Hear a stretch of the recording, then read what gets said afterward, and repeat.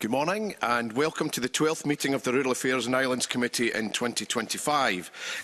Before we begin, can we please ensure that all electronic devices are switched to silent? That includes mine, which is pinging away. This morning we've got apologies from Ariane Burgess and Tim Eagle, and I would like to welcome Mark Ruskell, who is attending as Ariane Burgess's substitute. So it leads us to our first item on the agenda, which is to invite Mark Ruskell to declare any relevant interests. Yeah, thanks very much, Convener. I just declare that I'm an honorary associate member of the British Veterinary Association. Also have an entry on the Scottish Poultry Register, and I'm a beekeeper as well, if that's in any way relevant. That's everything about the birds and the bees. Anyway, thank you, Mark. Agenda item 2, which is an evidence session on the Natural Environment Bill with stakeholders representing national park authorities and local authorities which cover part of a national park. I'd like to welcome to the meeting, we've got Grant Moir, the Chief Executive Officer from the Cairngorms National Park Authority, and Gordon Watson, the Chief Executive Officer from Loch Lomond and the Trossachs National Parks Authority. And joining us remotely, we have Mark Lodge, who's a Senior Planning and Strategies Officer from Argyll and Bute Council.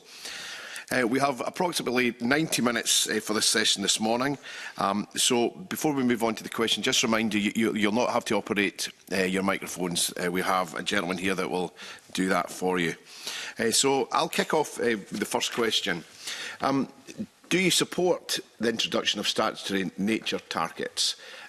Recognise that these targets will be set in regulation. And how, at this stage, do you believe those targets might impact you as a public body? Who's going to go first? Grant.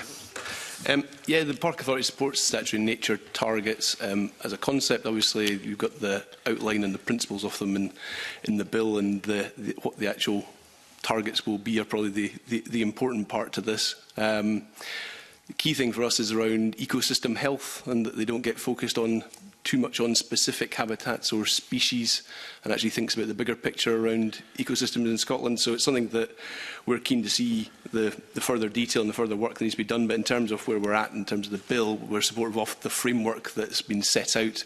But obviously, we've got to make sure that they drive the right sort of things going forward, and we don't end up with any things happening that are being driven just purely for targets basis alone. We've got to make sure that it's real and on the ground and actually drives the things we want to see in Scotland to meet our targets we have for 2030 and 2045, both on nature and climate. And obviously one of the key things around that is also about how the statutory targets and things like funding and everything else are linked together, because I think it's key that these things are integrated together, so it's not a set of targets across here, a set of funding across there. They've got to make sure that those things are all linked together. So I think it's a good start, but obviously the detail is where it will be quite interesting as to how that gets taken forward. Thank you. Gordon? Yeah, I think, obviously both parts have got their own nature strategies where we're already identifying key species and habitats that we're trying to improve and extend the range of. I think, as Grant says, the difficulty we find is that, that it's programmes of work. To really achieve change, you need to be able to forward plan significant programmes of work, which is quite difficult to do, particularly working with landowners when there's not certainty of resource or funding. We're kind of working year to year.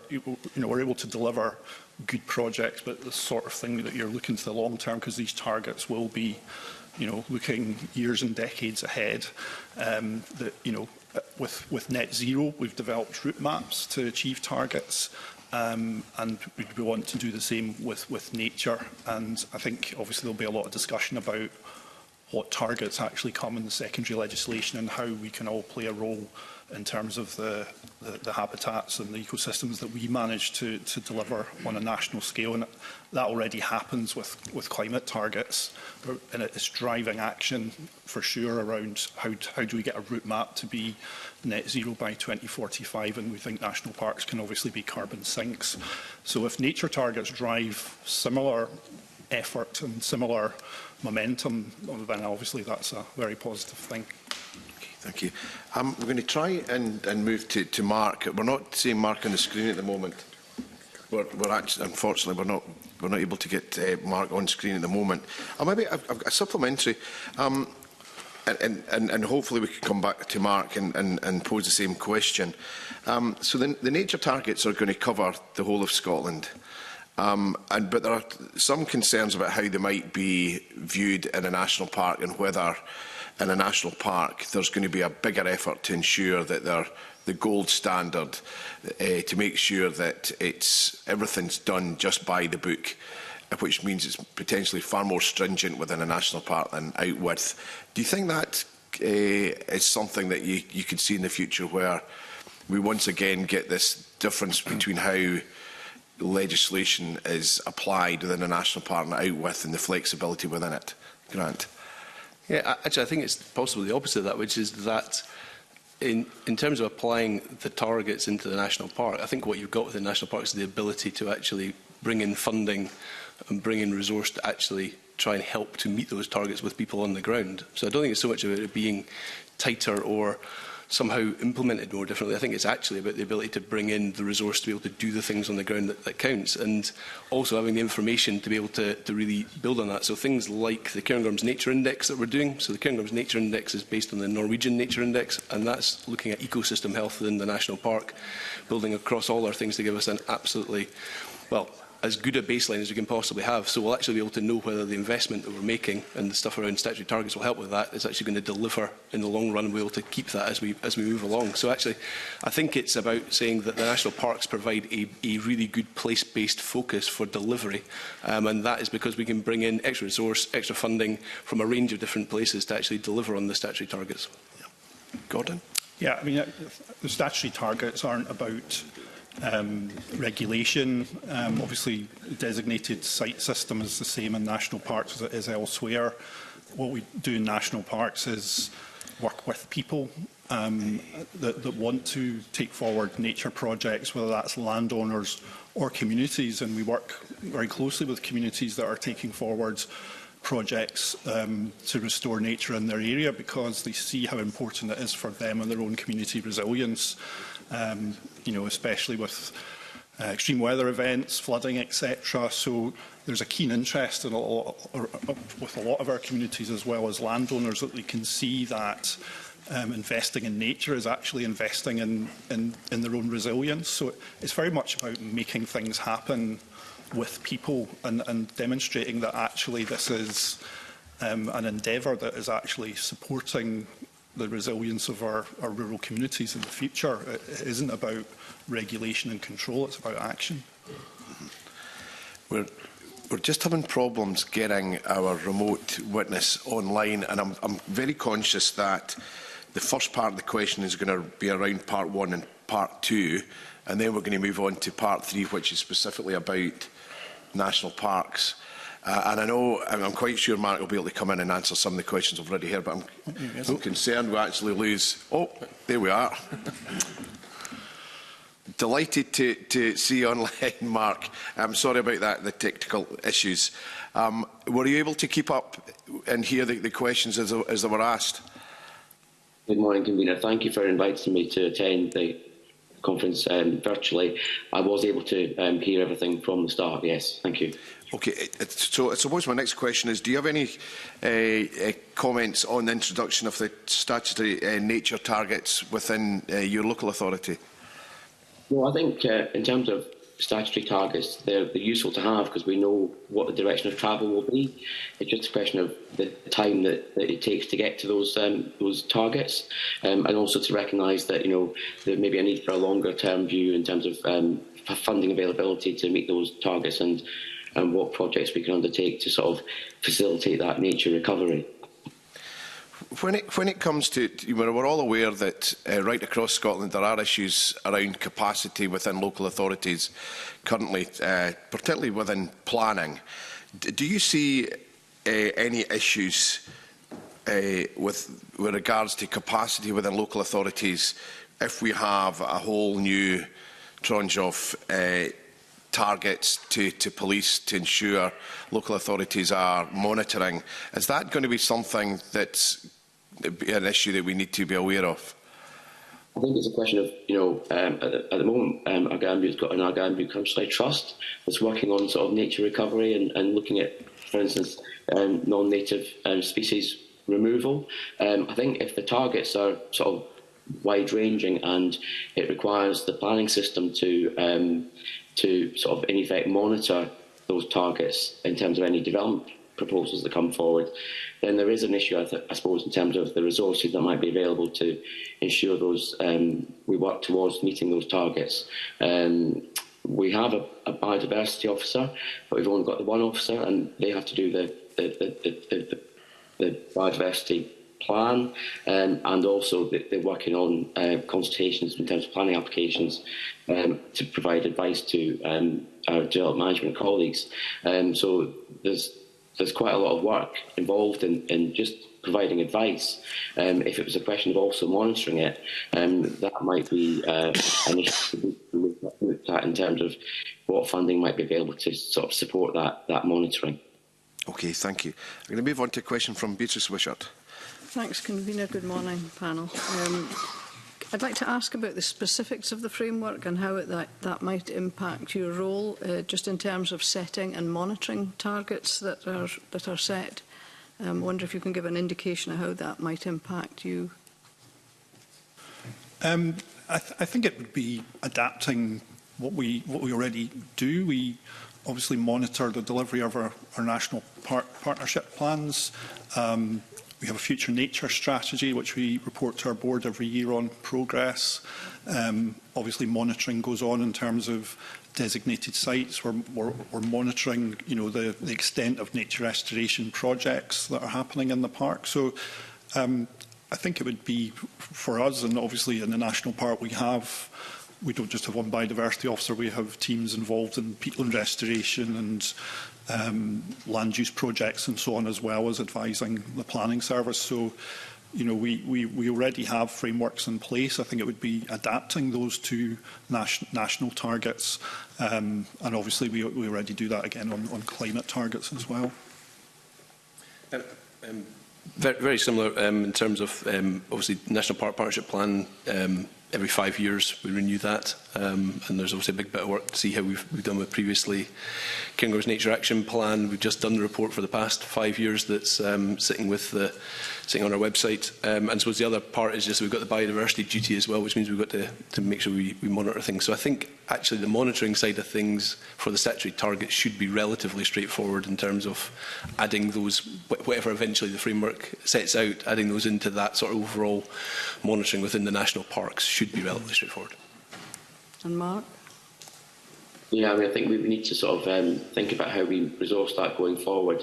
If there are targets, clearly we're obviously working on a local biodiversity action plan, and we will be keeping that under review. So those might help to inform the monitoring of the targets. But Argandbu is a very big authority. There's a lot of area to cover, and there's not much resource for actual monitoring in that regard. Morning to you.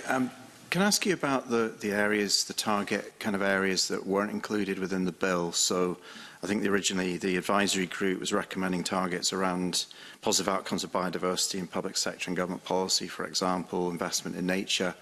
I mean, are these areas that you have a view on? Would you be comfortable? Do you already set targets in these kind of areas? Well, certainly I know that the discussion about whether measuring investment is a valid measure. Obviously, resources are really important, and some kind of certainty of being able to forward plan against resources, but they don't in themselves demonstrate impact. They demonstrate input, I suppose. And clearly, if there's targets, there has to be some kind of understanding about how targets will be achieved, and how public funding is going to be pointed at that. But I guess investment in itself isn't a measure of positive change other than the input side of it. So no, that's the only area I'm aware there's been a discussion about. Grant? Yeah, I think we've got to be careful that statutory targets don't end up becoming sprawling in terms of their numbers and what they cover. I think they've got to be quite specific. We've got to really think about what they are, make sure that they drive the right things at a strategic level, not getting right down into the weeds. I mean, I think the key one for me is the stuff around ecosystem health and integrity, because everything else should flow from that. If the work you're doing is leading to better ecosystem health and integrity, then you can start to see whether the inputs that you're putting in are having the effects that are desired. So if there's no movement on those things, then obviously you're either not putting enough resource, you're not putting enough time, or you're not where are we at, what's the policy levers associated with that. So I think rather than sort of increase the number of statutory targets, I think we've just got to be really quite clever about which ones we actually choose and make sure they are the things that drive the right outcomes and the right, and I suppose that then leads to, hopefully do that, it leads to the right inputs as well, and sort of holding people's feet to the fire to make sure there is the right inputs in the system. Are these areas that you would report to your board on anyway? So citizen society understanding. I mean, are these kind of key performance areas within the park anyway? Or? Yes, I mean, in terms of, I mean, lots of work going on that side of things in terms of including people in sort of Cairngorm's nature. There's whole loads of work around involving people, community groups, all the work that's happening through Cairngorm's 2030, looking at new ways of doing things, citizens' assemblies, citizens' juries. There's lots and lots of work about how we can involve more people in this work. And there's some really good stuff that's happening within the national parks. I think some of the best practice actually around that, and it's a key area. I'm not sure you need a statutory target to drive that. I think that's more about trying to make sure that you're doing the right things, and the statutory target should help you to do some of that stuff, but it shouldn't be the be-all and end-all. Yeah, I mean, obviously, one of the pillars of our future nature strategy is about engagement. And that's not just, obviously we have 4.8 million visitors come to National Park every year, so our ranger service, our volunteers, lots of people interacting with the public, and so that's an opportunity in itself in terms of awareness raising on nature and climate issues. We obviously have young people programmes. We've engaged about 13,500 young people since 2018. We have a volunteering programme, Junior Ranger Pro. So there's a whole range of areas where we use that interaction with the public and young people as well to engage people in understanding the issues around nature crisis. Do you think there'll be additional expectations of national park authorities to deliver? Will there be additional lens that people will view the national park authorities when it comes to future targets, meeting those targets, ensuring that those within the national park do everything they can? Again, back to this, will the expectations be that it's sort of gold-plated within a national park? And do you think the expectations will be higher in Loch Lomond and Trossachs and Cairngorms as opposed to Argyll and Bute, for example? Yeah, I mean, so I suppose my thing is that, I mean, I would hope the expectations are high for national parks when it comes to biodiversity implementation. I mean, that's one of our key things, is to try and natural and cultural heritage and trying to make sure we're enhancing that. So my hope is that the expectation on national parks would be high to deliver on these things, and statutory targets I think are part of that, but I don't think it's about gold plating, so I wouldn't put it that way. I think it's just that if your expectation of what should be happening in a national park, and I think we can actually evidence it that it has happened over the past 20 years, is that there have been really good outcomes for nature for national parks. If you look at the amount of land that's under ecosystem restoration within the Cairngorms, if you look at the amount of funding that's been brought in to do things, if you look at some of our species side of things, there's significant investment going on, and I think that is something that people would expect of a national park, is that we would have a focus on these things and we try and make that work alongside our other statutory duties within the national park.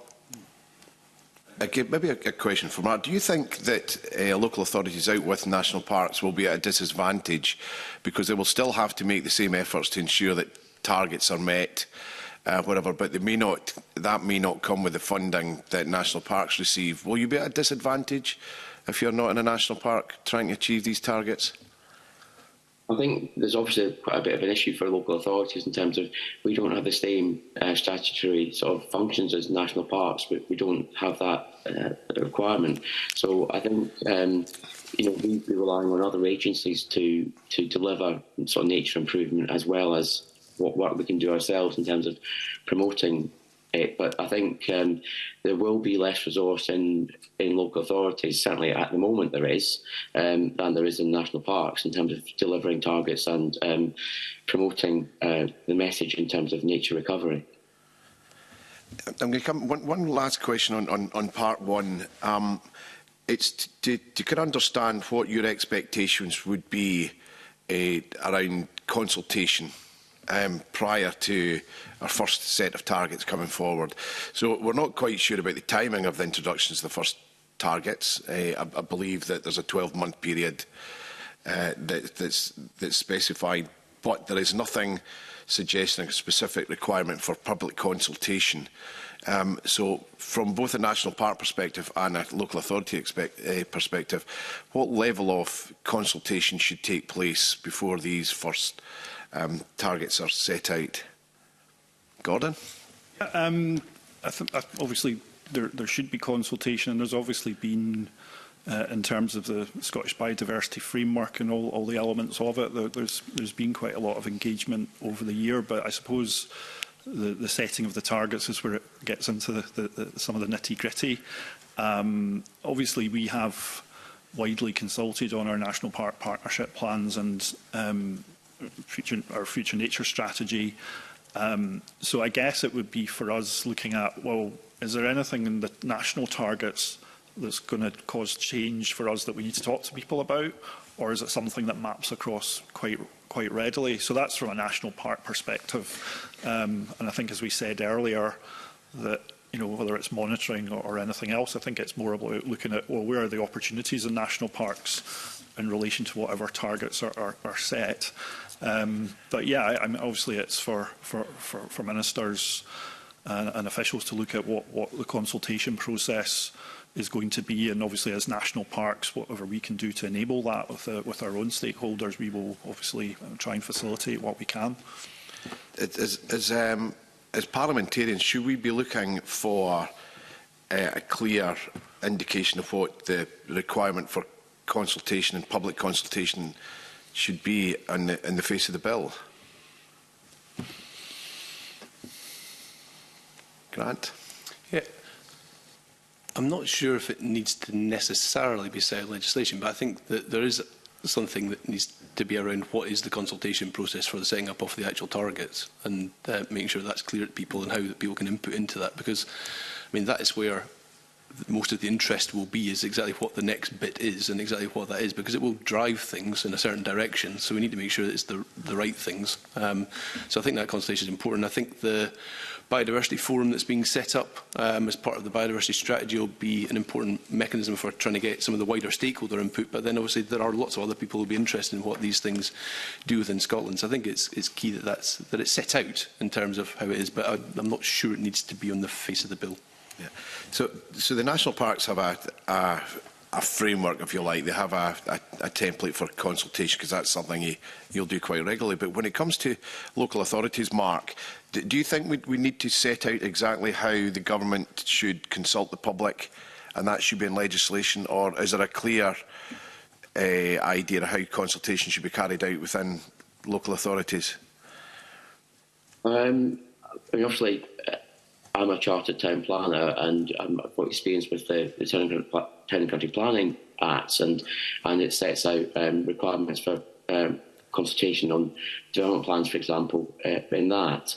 I don't know that in terms of the work the Scottish Parliament does, whether it needs to be actually in a bill. I mean, it would be the work that you're doing, and I think you have established sort of protocols for carrying out consultation on bills, for example, but also on other things like the NPF4 was consulted upon. So I'd have thought following that sort of similar regime would be the way forward in terms of targets for nature conservation. Okay, thank you. We're going to move on to part two now, and the question from Rhoda Grant. Thank Thank you, Convener. Do you agree that there's a need for Scottish ministers to take powers to amend environmental impact assessments and habitat regulations through secondary legislation? And what are your reasons, whether you agree or not? Yes, we do support that. There's a need for us to look at flexibility around designations within Scotland. Cairngorms National Park is over 50% of the area is designated, so 450,000 hectares is a national park and 50% of that is designated. Some of those are relatively old designations. Some of them are for single species or for single features in certain places. And if we're looking at ecosystem health and we're looking at change that we need because of climate, because of what we want in terms of changing land use, if we're wanting to look at those big scale changes, then some of the designations need to have a little bit of flexibility in them so that we can make sure that things happen. An example of that would be that if you've got an existing SAC river system that needs riparian woodland on it to reduce temperatures for water so that salmon can survive within an SAC open habitat that doesn't have any features that are woodland, you get into some strange conversations about how you actually make these things happen. So there's a need for us to think about the flexibility within the system and make sure that we're able to look at it and not just say, well, it was designated in 1975 and that's how it will stay forever. We need to think about what the future is, and it's a changing landscape out there, changing climate, and we need to have a bit of flexibility in the system with the right checks and balances to make sure that happens. But it's certainly something that if we are to achieve our 2030 and 2045 targets around biodiversity, I think the designation system does need flexibility built within it. Yeah, I think the name of the game around nature is change and restoration. It isn't the focus on designated sites and keeping them in good condition is only a small part of what is a bigger endeavour.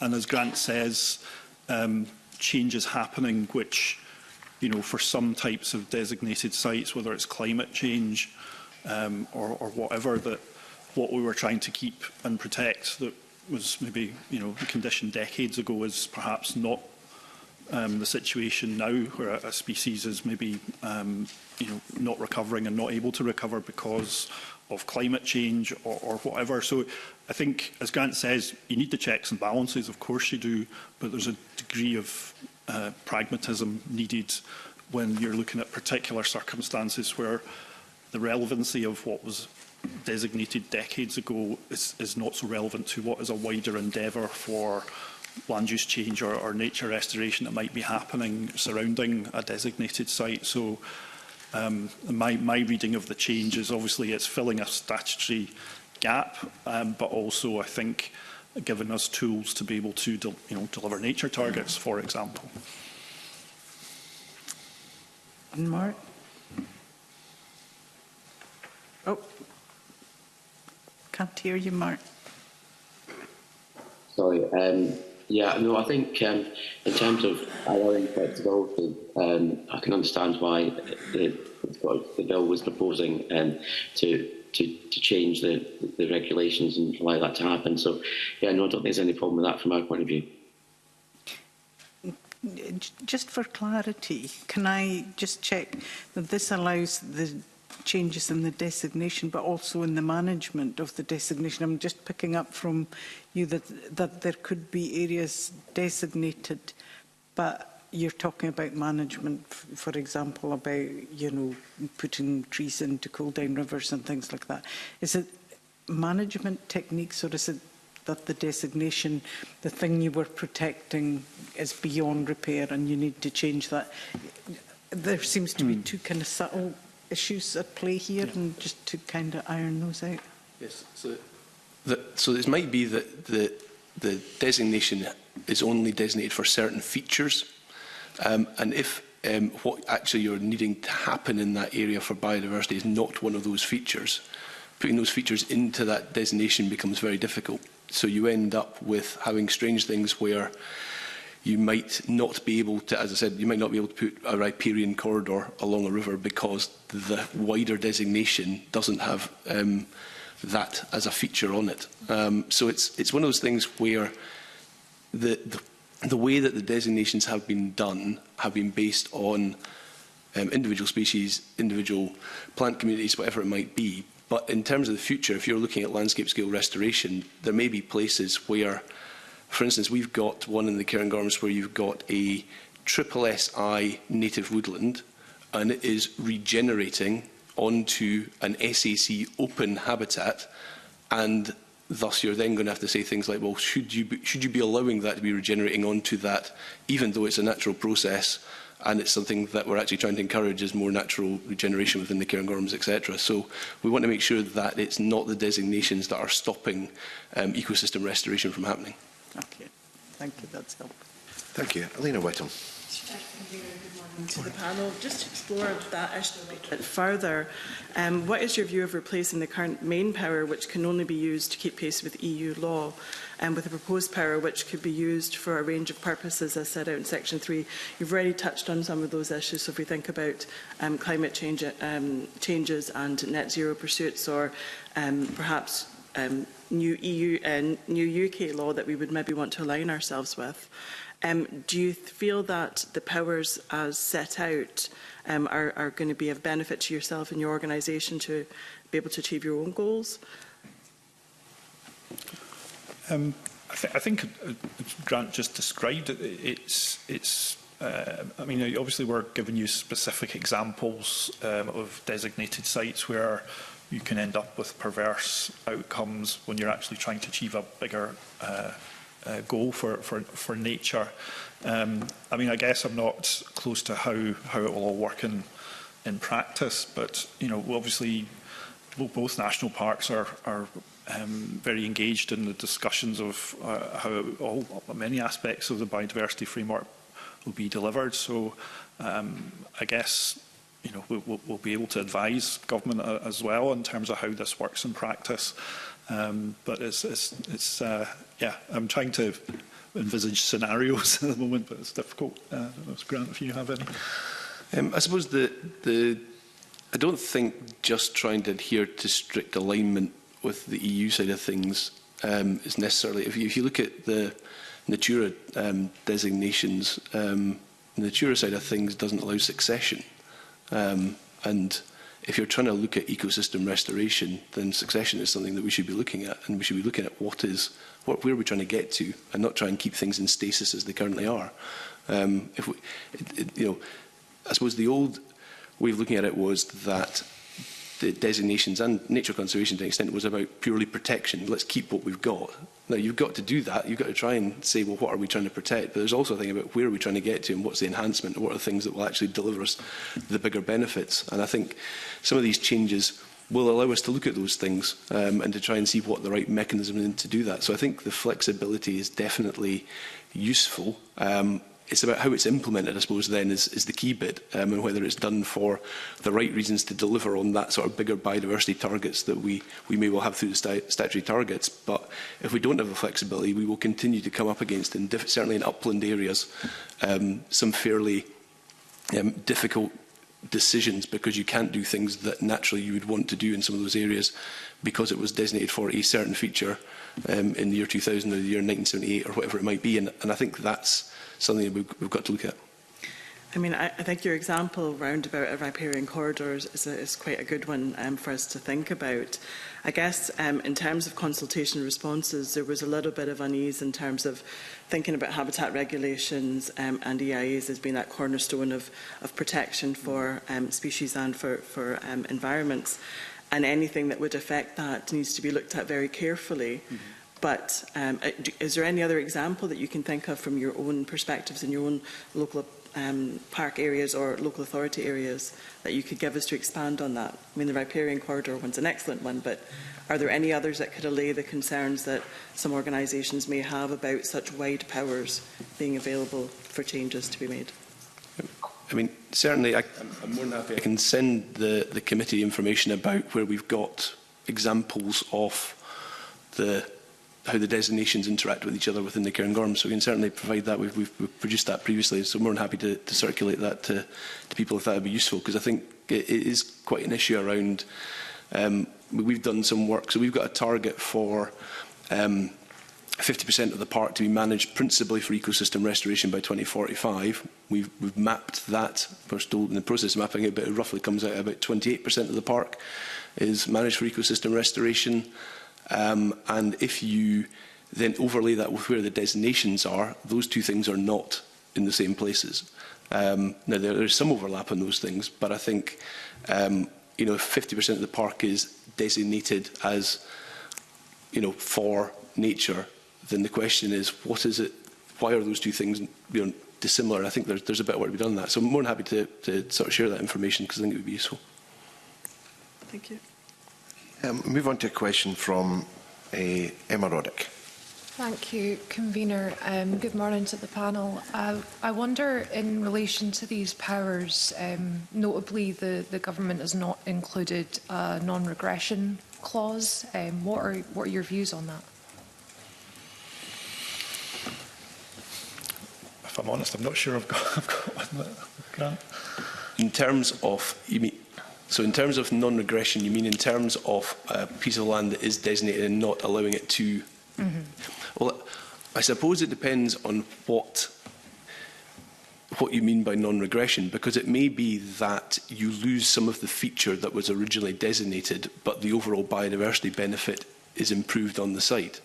So you may have designated it for a heathland feature, of which you have a lot of, and actually having the flexibility to allow, let's say, the regeneration of birch or, let's say, Scots pine onto some of that reduces some of that designated feature, but actually the overall biodiversity benefit in that area might increase because you've got more variety of species. You then get greater biodiversity worth in terms of different habitats that are then the mosaic habitats, but you might have regressed when it comes to that feature. Yeah. I would say that's a biodiversity gain, not a loss. So I think that's where I'd be worried if you put in a non-regression side of things, because what it might actually mean is you, in effect, you're trying to keep the stasis, and in a lot of these places, stasis is the issue.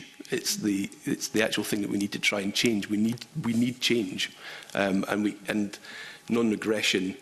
We need to think about how there might be a way to word it, you know, in certain ways. But I certainly think if you're trying to say we will keep every feature exactly as it is, we're not hiding to nothing, and we won't deliver the targets we're looking at.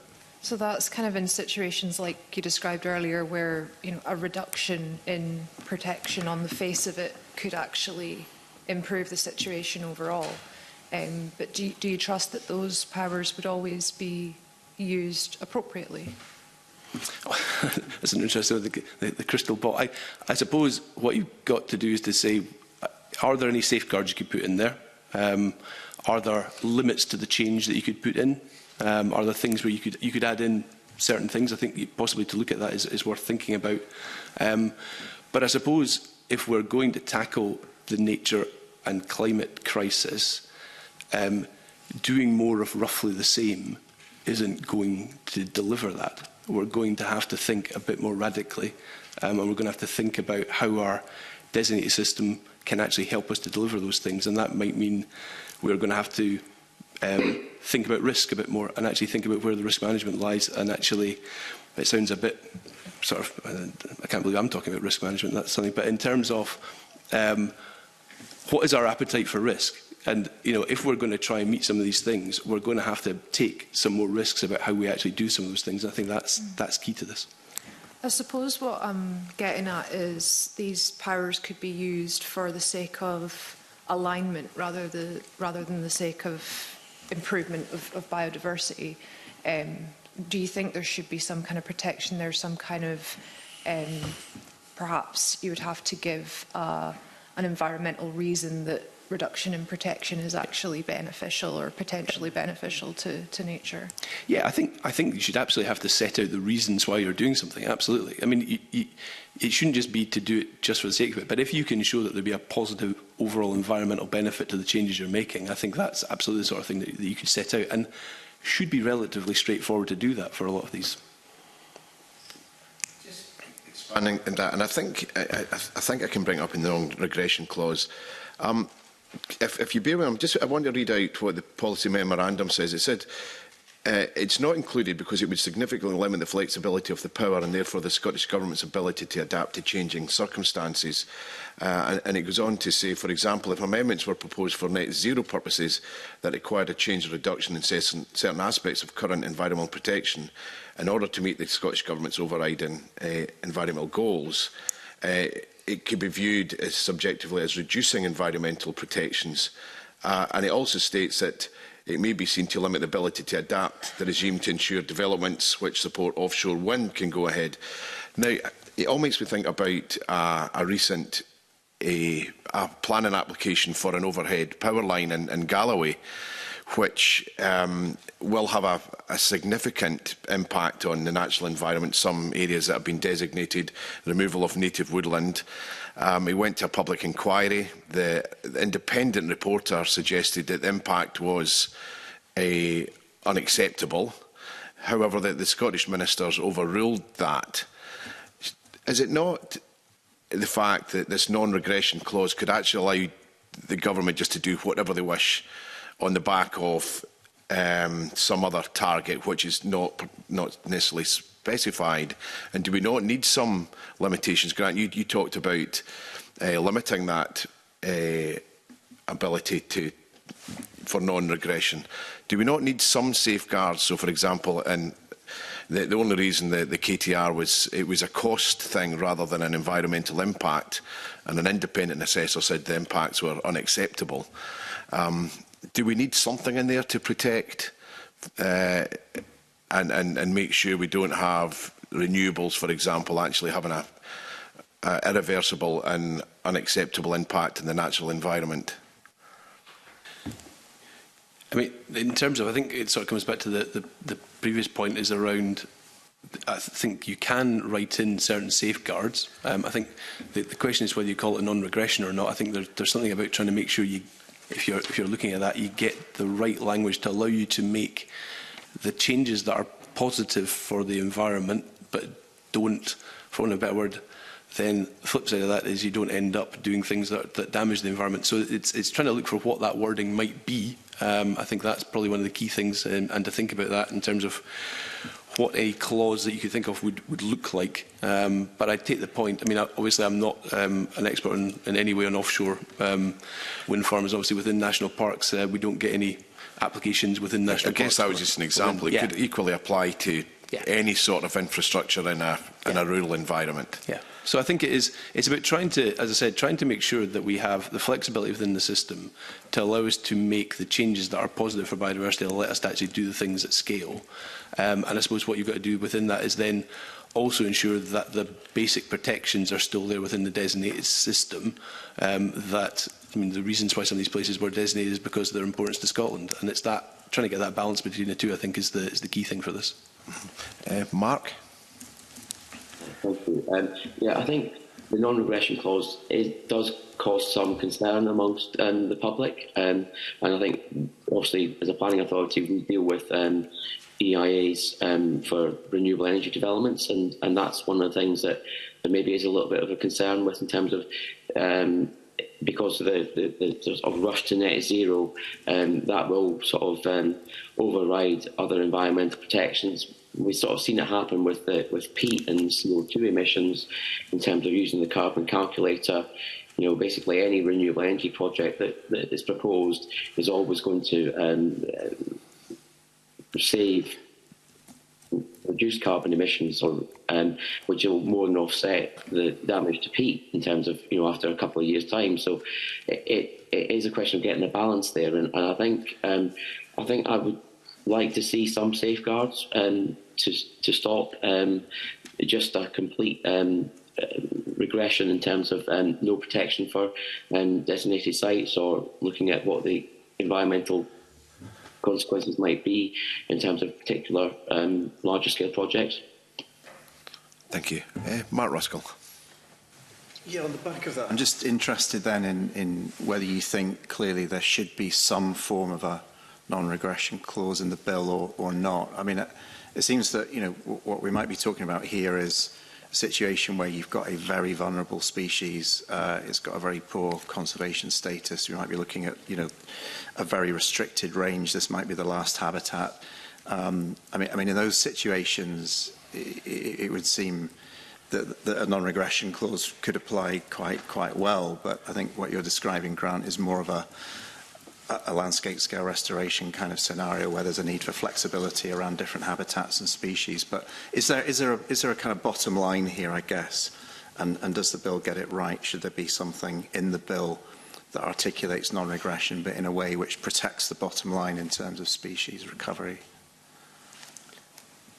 Yeah, I mean, I think, you know, the examples we've spoken about are about where there's a, you know, flexibility to enable a wider nature benefit, and not, you know, the flexibility to allow that, and as I said earlier, not having perverse outcomes. But when there are other scenarios where it isn't a net gain, because, you know, I think climate is some of the examples. You know, the infrastructure needed for renewables and reaching net zero targets, but it's a twin crisis. So it shouldn't be at the expense of nature, and as you're giving examples, very special habitats. So yeah, the checks and balances do need to be there. That one national imperative is not overriding another, but how that might be drafted, I'm not quite sure. Yeah, I mean, I think possibly rather than non-regression, I think possibly safeguards probably the word that I would probably go to, and I think the bit around having to set out the reasons for the change and why those are positive around the biodiversity side of things would be an interesting way to think about it, and having to be able to set out, well, X, Y, and Z. You know, to allow this to happen, this would mean that this would positively happen at a wider scale within that place. I think that would be a way of doing so. So it's not about non-regression. My worry is that as soon as you start about non-regression and things like that, you do get back into the purely protection side of things and the stasis and the status quo. And what the status quo has shown us is that it maybe stops bad things from happening, but it doesn't necessarily encourage the good things to happen. And I think we've got to try and find the way of making the designation system much more active in making good things happen, but to give the safeguards to not allow things to happen within those places that we wouldn't want to see for Scotland. Yeah. Mark, did you have any thoughts on this? Yeah, I think I agree with what Grant said, in terms of having sort of to set out the reasons for doing it, and to actually maybe say there's more positive benefits from accepting a negative effect than there are negative ones. I think that's probably the balances would be to say, yeah, let's have allow things to happen if there are actually more positive benefits than there are negative.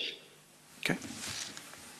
Just going back to that, so, you know, initially national parks were landscape designations, and you focused on biodiversity, whatever. But what happens when it comes to renewables and plans for 210-metre turbines? You know, it's maybe not non-regression, but if you have independent reporters suggesting the impact is unacceptable, but the government can overrun that, should the national the Natural Environment Bill deal with that sort of impact as well?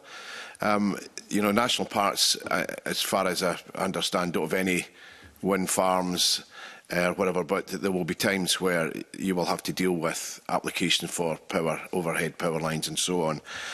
If there's nothing set out, the safeguards, as you touched on, Grant, is that something we need to focus on a little bit more on this, given that there is a race to ever more renewables in our rural landscape without any apparent safeguards where the government ministers can effectively overturn independent assessments with regards to EIAs? It's maybe one for Mark as well, but should there not be some sort of safeguard in there, or explanation about the pros and cons of an application being approved?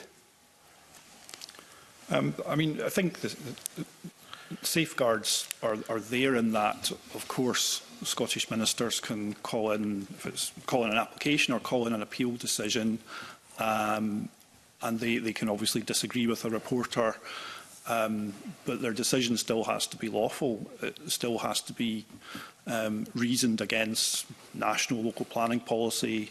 You know, obviously, if it's EIA development, that you know the decision is compliant with what the EIA impact assessment is saying. So I suppose I'm not clear whether the powers in this bill would change that, but obviously if ministers take a decision which can't be justified against national policy or compliance with other regulation, then obviously it exposes them to challenge. So I think the safeguards are there, and obviously ministers from time to time can overrule and do overrule reported decisions or call in planning applications for determination. But obviously these can be challenged in the court if they're not lawful, so those checks and balances are there. I suppose I've not really picked up anything here that would change that. Okay. Mark? Yeah, I mean, obviously most renewable energy developments will be like EIA applications. Often they're Section 36 applications, so they're not in the planning system. They're determined by Scottish ministers. Obviously, the reporters from the DPA often look at those applications if there's objections. And clearly, with larger turbines, there are potentially larger impacts. And although at the moment, national parks and national scenic areas as landscapes are protected from development within them, you know, there's an issue that potentially more wind turbine development on the edges of those will have impacts that need to be looked at carefully. And you know, the issue with aviation lighting, for example, is one of the things that might have an effect on night skies, etc. Obviously, EIAs for those sorts of developments are commissioned by the applicant. Often they will come out with not being any major significant effects, or there will be mitigation that might be proposed that reduces them, and it's a question of trying to for the decision maker to decide, you know, what the balance is to strike in terms of what the impacts might be, what the benefits might be in terms of net zero, etc. So I think that we need to be careful, I think, because I think you know, there is a potential if the regulations are amended that the rush to net zero could result in more impacts on wider areas, and it just needs to be looked at very carefully. So would you suggest, where I'm coming from is a lack of transparency, I suppose, when it comes to the Energy Consent Unit and the Scottish Government's decisions, it often to overrule independent or EIA reports. Do we need more legislation to make those the decision making more transparent at that level? Yeah, I mean, I think if a reporter's recommendation is departed from, I think there needs to be, you know, a clearer explanation as to why that is the case. And obviously, if an EIA is saying there are impacts, and Scottish ministers decide that those impacts are acceptable, they should set out clearly what things they've taken into account in reaching that decision that they're acceptable in terms of the positive benefits and the negative effects. Okay, thank you. Can we move on to Beatrice Wishart? Thanks, Convener. Can I ask if you're satisfied with the arrangements for consultation and parliamentary scrutiny as set out in the bill, and that would be required in order to amend EIA legislation and the habitats regulations?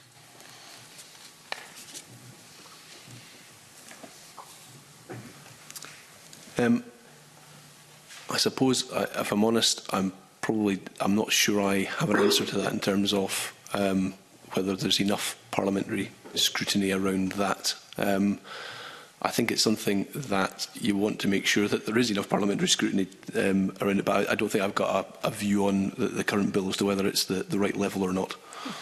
Well, what, in your view, then, in terms of consultation, what do you think it should look like if significant policy changes are to be made?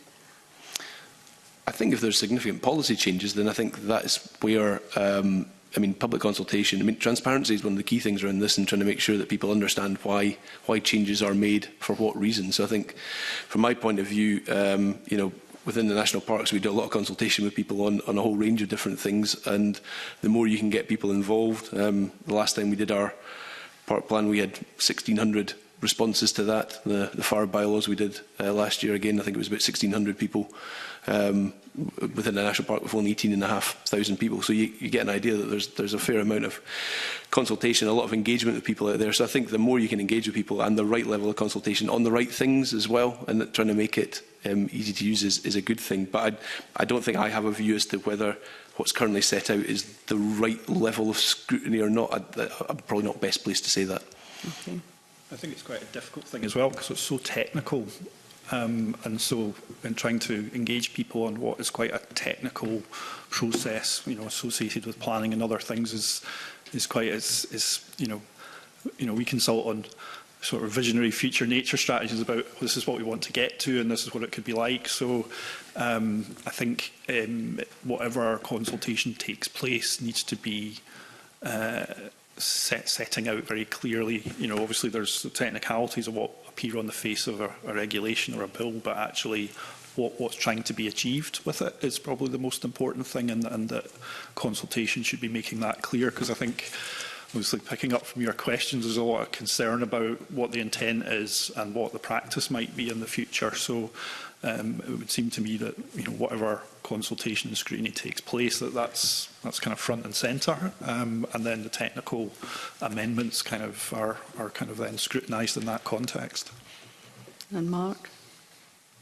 I'd probably just agree with what Gordon said in terms of I don't have a particular view on the level of scrutiny that's required, but it obviously does need to be looked at, and it's just a question of finding a level at which the public can understand, you know, what the aims and objectives are.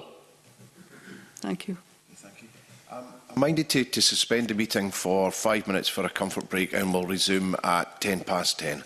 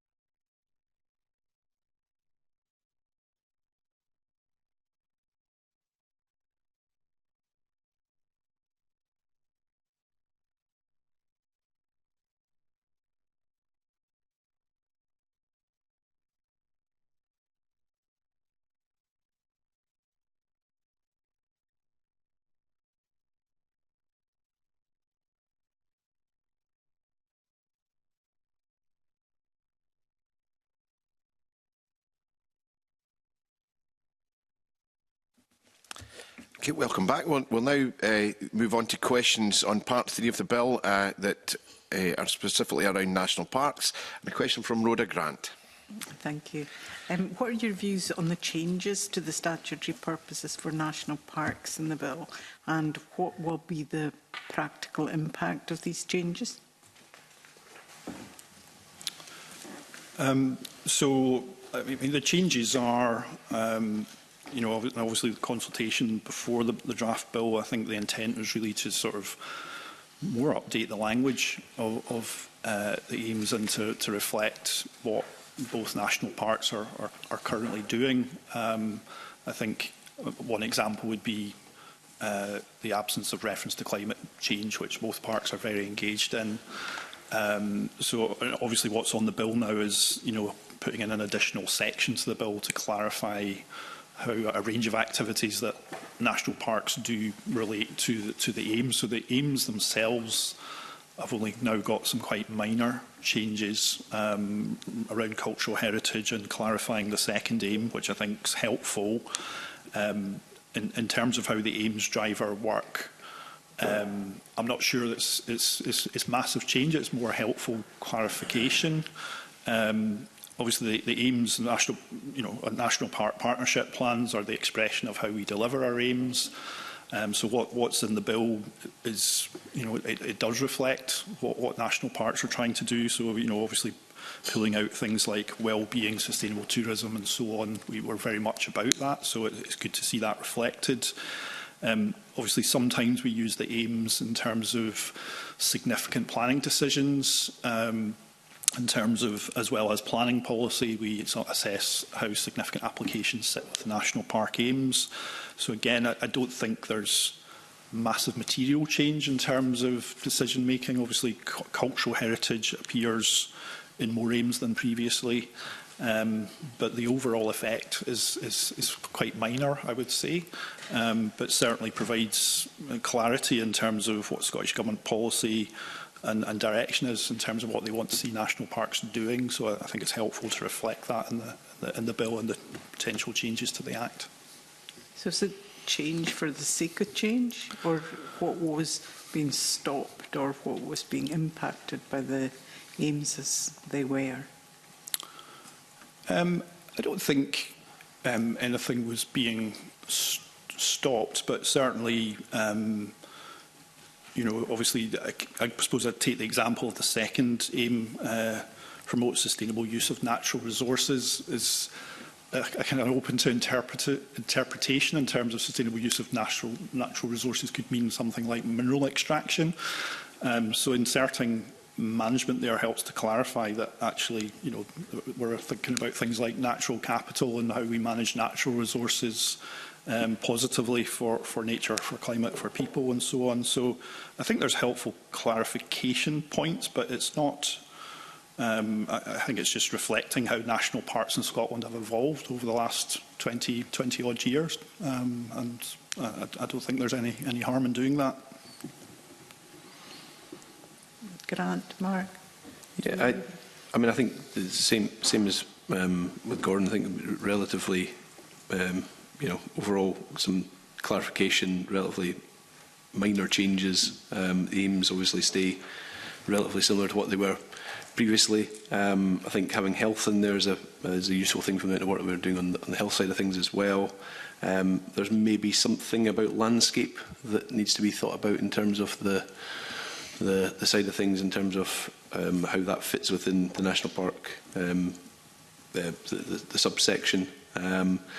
But overall, I mean, I think there's nothing in there that I think, you know, fundamentally alters what national parks will be doing. I mean, we're trying to achieve the aims collectively, and that will still be the key thing. So just to be clear, you're saying the aims of the bill should include something on landscape? I just think the section 2, which is without limit to the generality of subsection 1, those aims include, and it says that, you know, the A to F. I do wonder if there's something maybe in there about landscape that needs to be thought about. Exactly what the wording is, I've not quite got that in my head at the moment, but there's possibly something in there about.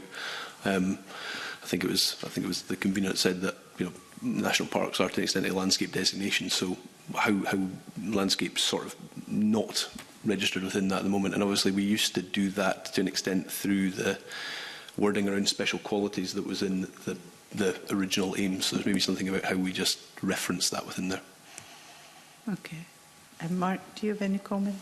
No, I think obviously the aims are updated, using slightly more contemporary language, and I think the clarification in subsection 2 in terms of the expanding upon them in terms of restoring and regenerating biodiversity, mitigation and adaptation of climate change, all those things I think help to give more clarity to the purposes for the national parks. So I don't think there's any issues on that. I think one of the things I would just sort of pick up in terms of the last part was in terms of promoting sustainable development activity which improves the health, well-being and prosperity of individuals and communities within the area. And I do wonder whether individuals is the right thing in terms of prosperity of individuals. I think we would obviously like to support the prosperity of communities, but does that mean we'll support an individual being more prosperous? Individual health and well-being, I think, is appropriate, but prosperity does get me slightly worried about. And I've been coming in with a proposal for something that will make them a lot of money, but not too much not much good to the community. I suppose it's the definition of prosperity. Yeah. Can I just ask, and Grant, you sort of touched on it. So as soon as you create a list, what is missing from the list is the most important thing, not actually what's included. I'm a bit concerned that the list has been, in the first paragraph, the first sentence, without limit to the generality of the above aims, but those aims will include. But we've already said that landscape is missing from there. And not being the conspiracy theory, but, well, that just means that potentially new national parks could have renewable energy as part of the mix. And we've heard the Cabinet Secretary suggest that a new national park in Galloway, for example, might be able to include wind farms, whatever, as part of the mix. So removing landscape as an important aspect of a national park makes me think that that's just opening the door to allow developments which potentially weren't in the spirit of national parks in general when they were first set up. So should we have a list at all? Should we just take that out? Because it also then, we always hear that national parks are set up specifically for the area, and the boards look at a Galloway National Park for the people of Galloway, or a Cairngorms National Park for the people of the Cairngorms. But what we've got here is overriding national priorities, and by excluding some things like landscape, potentially limit what a national park board might be able to invest in. So in somewhat limiting what the parks have done in the past. Am I just being a bit looking too deep into it, or should we just get rid of the list altogether and make sure that actually national parks can address local priorities as well as national priorities? Just get rid of the list altogether. I suppose the aims are, and as have always been, quite wide. I mean, that's how they were originally set up, the 4 aims, and they really did cover just about anything you could think about, in terms of the aims. And the whole point of the national parks was to achieve them collectively, and only if there was a conflict between any of the aims and the first aim was there greater weight given to the first aim, and that still sits there. The list, I suppose, gives clarity as to that those aims definitely include work on these things, but it then doesn't say that it doesn't include other things, because the aims are, as you said, they're still very wide. I suppose the bit that Gordon said is, I suppose, the key thing for us, and has always been, is that the expression of the aims and the national parks is the park plan, and that the work that we do, usually for a good year, 18 months in advance of each iteration, is to go out and speak to as many people as possible to try and make sure we've got the things that we want to do on the ground that will meet those aims collectively. I think the list provides a little bit of clarity around that in terms of, that we'll definitely need to touch on these things, but it certainly, I suppose we wouldn't see it as an exclusive list. There will be other things that we will want to do as national parks that maybe don't exactly fit within one of those nice boxes. But it's going to be on the face of the bill. Yeah. So we know, and no disrespect to planners, but there will be legislation, then there's guidance. And we know that planners like to reference guidance to allow or approve or recommend approval of applications. So having a list, does that not focus planners potentially to say, well, it's not on the list, it's not in the guidance, so we're actually minded to refuse or whatever. I'm worried that the list limits, because it's on the face of the bill.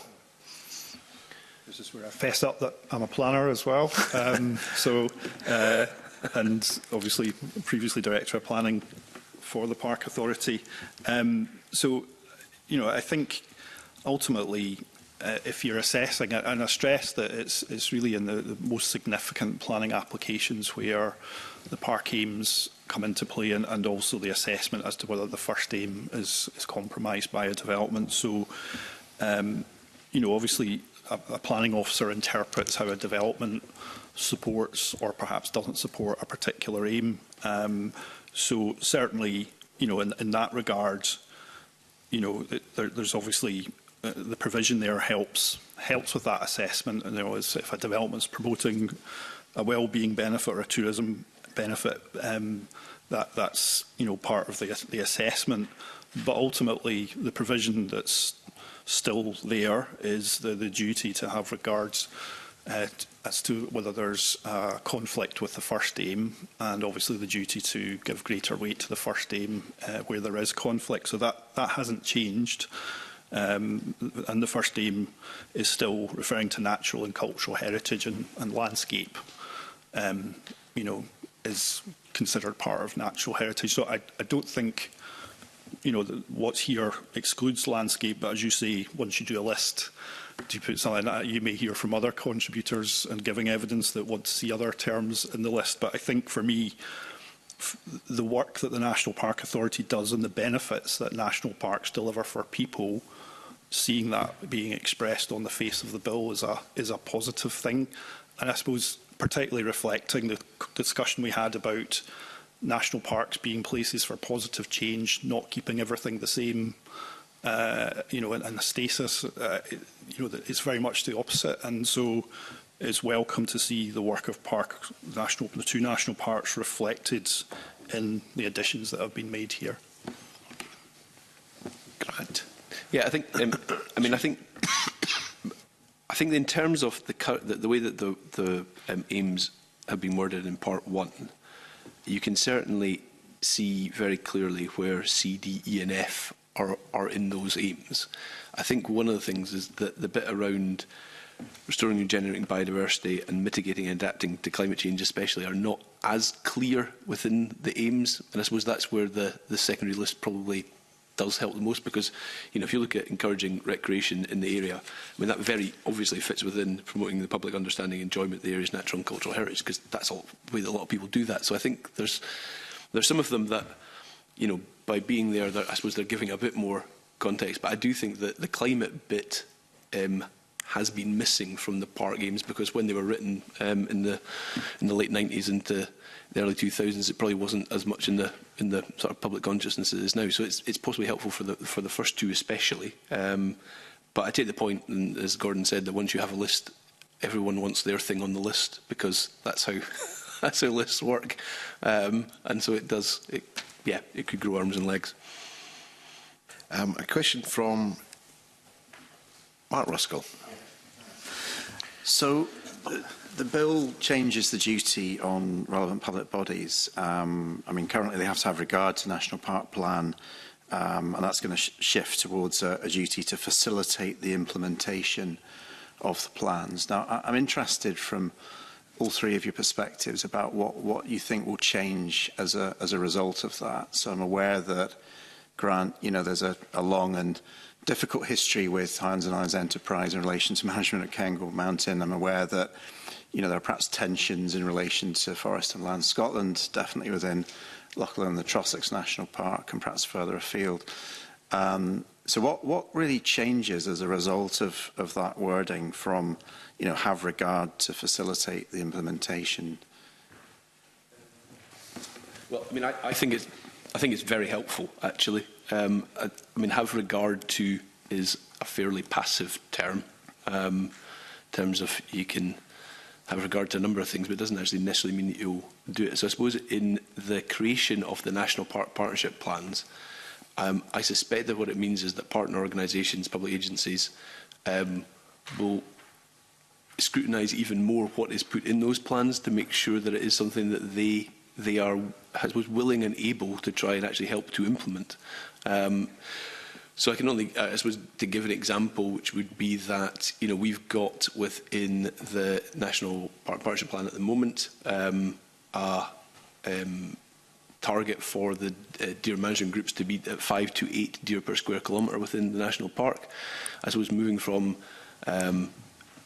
Nature Scotland having to have regard to that, to actually having a duty to help implement that, then that starts to get into a slightly different place. So I think that the fact that you're able to make it more of an active thing, and I think it means that people will get more involved in the development of the National Park Partnership Plans, and they are heavily involved, but I think this will make it really crystal clear that if we're going to put something in the plan, it's going to actually have to be implemented and delivered. And I think that does make a slightly different scrutiny on that, and I think that will be a welcome thing from our point of view in terms of that interaction with other public bodies in Scotland. Well, how would that change the dynamic there in relation to HIE specifically? I mean, you're talking about areas where there's already a degree of consensus around the changes need to happen in terms of deer management, and you're pushing with public agencies to deliver similar objectives. I'm interested in the areas where perhaps there is a real tension between a commercial interest and the aims of the park, and whether this change in the law will change that dynamic. I'm not sure that. So if you think about something like HIE, we have a very good relationship with HIE. I suppose it's what it is that you put in the plan that they then have to help implement. So I suppose it does come back to what is it that you're going to say? What is it that when you do all that consultation, you go out and gather all that evidence, and it is also based on a huge amount of evidence that we're saying this is what we want to do on that. Now, if a public agency then says, well, we don't want to take that forward in that way, I think then that's where you can have a fairly honest and robust conversation between either the Park Authority Board and the board of that organisation, or the Park Authority Board and the local authority, about, well, what is it that we can actually put in the plan? What are the things we do want to stretch on? What are the things where actually, fair enough, we take your point and we'll adjust that? So I think it probably makes it slightly more real to people in terms of those conversations about what are the resources, what are the funding, are there policy things we need to see change, are there regulatory things we need to see change? And actually, I think it will push some of those discussions into a more interesting place, especially as, I suppose, national parks are now, well, come out for 25 years in terms of the legislation, and a huge amount is done through partnership and working together. But maybe on some of the thornier issues, it might actually bring those to the fore a bit more and actually find some resolutions around some of those that maybe we've not had previously. Mm-hmm. Gordon? Yeah, I think, obviously, as Grant said, it turns something that's quite passive as currently in the Act to active. And obviously there are lots and lots of positive partnerships across different public bodies delivering really good things. But there can be times where, also talk about place-based approaches to things, finding solutions that fit with place and the opportunities or the issues that a place has. So that's what National Park Partnership Plans are kind of about. And so I suppose sometimes where, the crunchier issues come is if you're asking a national partner or local authority to look at taking a slightly different approach where you're trying to do something new in a national park that's trying to find a solution to something. And sometimes there can be a reluctance or people not feeling empowered in terms of their own organisation to be able to do that. So as Grant says, the duty to help enable helps maybe give more focused and closer discussion about what goes into a park plan, as well as then trying to ensure that partners are supporting and delivering once that plan has been approved by, and remember the plan is approved by Scottish ministers, so obviously that gives it some weight, but the duty is very passive, and I think place-based approaches apply outside of national parks. I think national park partnership plans are a really good expression of what a place-based approach can look like, and I think the proposed change really highlights to partners that that's what's expected, whereas the signal at the moment is have regard. Yeah, does it implicitly change the status of the park plan? So thinking about Loch Lomond and the Trossachs, what would you see coming first, the park plan or FLS's plan for their own estate within the park? What has primacy? Well, obviously the duty, there's obviously caveats that, recognising that other public bodies have their own duties, so that can't be ignored.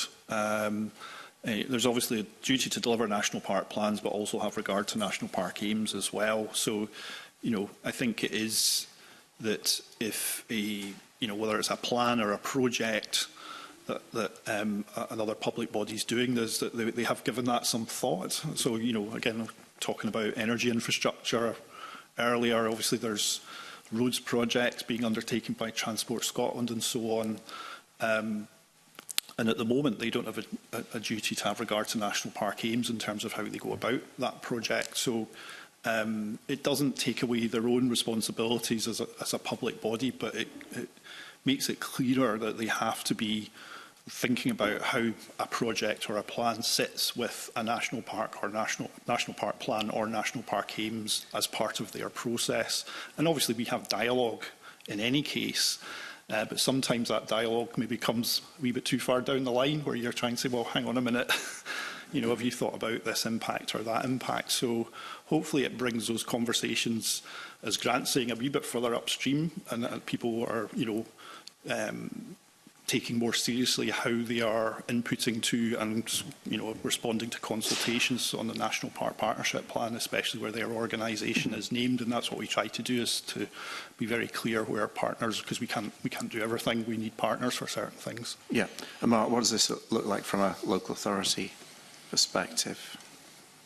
Yeah, I mean, obviously the duty to have regard is one thing. There's a bit of discretion in terms of what you actually do with it, but to actually be tasked with implementing the park plan, that I think will mean that we will need to have a look at the National Park Partnership plans carefully. I mean, I'm a planner, I believe in plans, and I think people should sort of work towards delivering them. But, clearly we need to get the message to our service departments that they need to think about what's in the park plan and raise, issues in terms of where their planning might go. I think that one of the things is timescales. The park plan is a long-term vision, and sometimes the planning at a service level is a little bit shorter, so they sometimes don't always match up. So I think it will emphasise the importance of local authorities looking at the park plans carefully, and we already do have dialogue with them, and there's lots of implementation that is done jointly. Both the park and ourselves are on our local housing partnership, for example. Both ourselves and the park are on the Clyde Marine Planning Forum. So, we do work together, and we'll work together, in the future in terms of looking at nature networks and that sort of thing. So there's quite a lot of joined up work that's currently taking place. It just will emphasise the need to continue that and to look carefully at what's in the plan. There may be some issues in terms of the park plan and the authorities' sort of plan in terms of priorities, in terms of which might happen first. And I suppose that is something which the authority can still look at and say, yeah, we've got a duty to implement the park plan, but we've also got these things we need to do with the park. And, these may have to take priority. So there's probably still a little bit of flexibility there, but it will highlight the importance of the park plans and taking them into account with projects going forward. Thank you. Thank you. Emma Roddick. Thank you, Convener. I wondered if anyone has any views on whether there are further opportunities for public bodies to be more involved in the National Park Plan's creation process or aligning themselves more closely with it? I mean, we always involve, we've usually got a group that helps to develop the National Park Partnership Plan, which includes all the sort of key, whether it be local authorities, public bodies, wider NGO community, and then obviously there's a whole load of consultation and engagement with people around that. So I actually think that part is relatively robust, and then obviously you've got the Park Authority boards as well that are made up of different people from different backgrounds as well. So we get a good amount of views.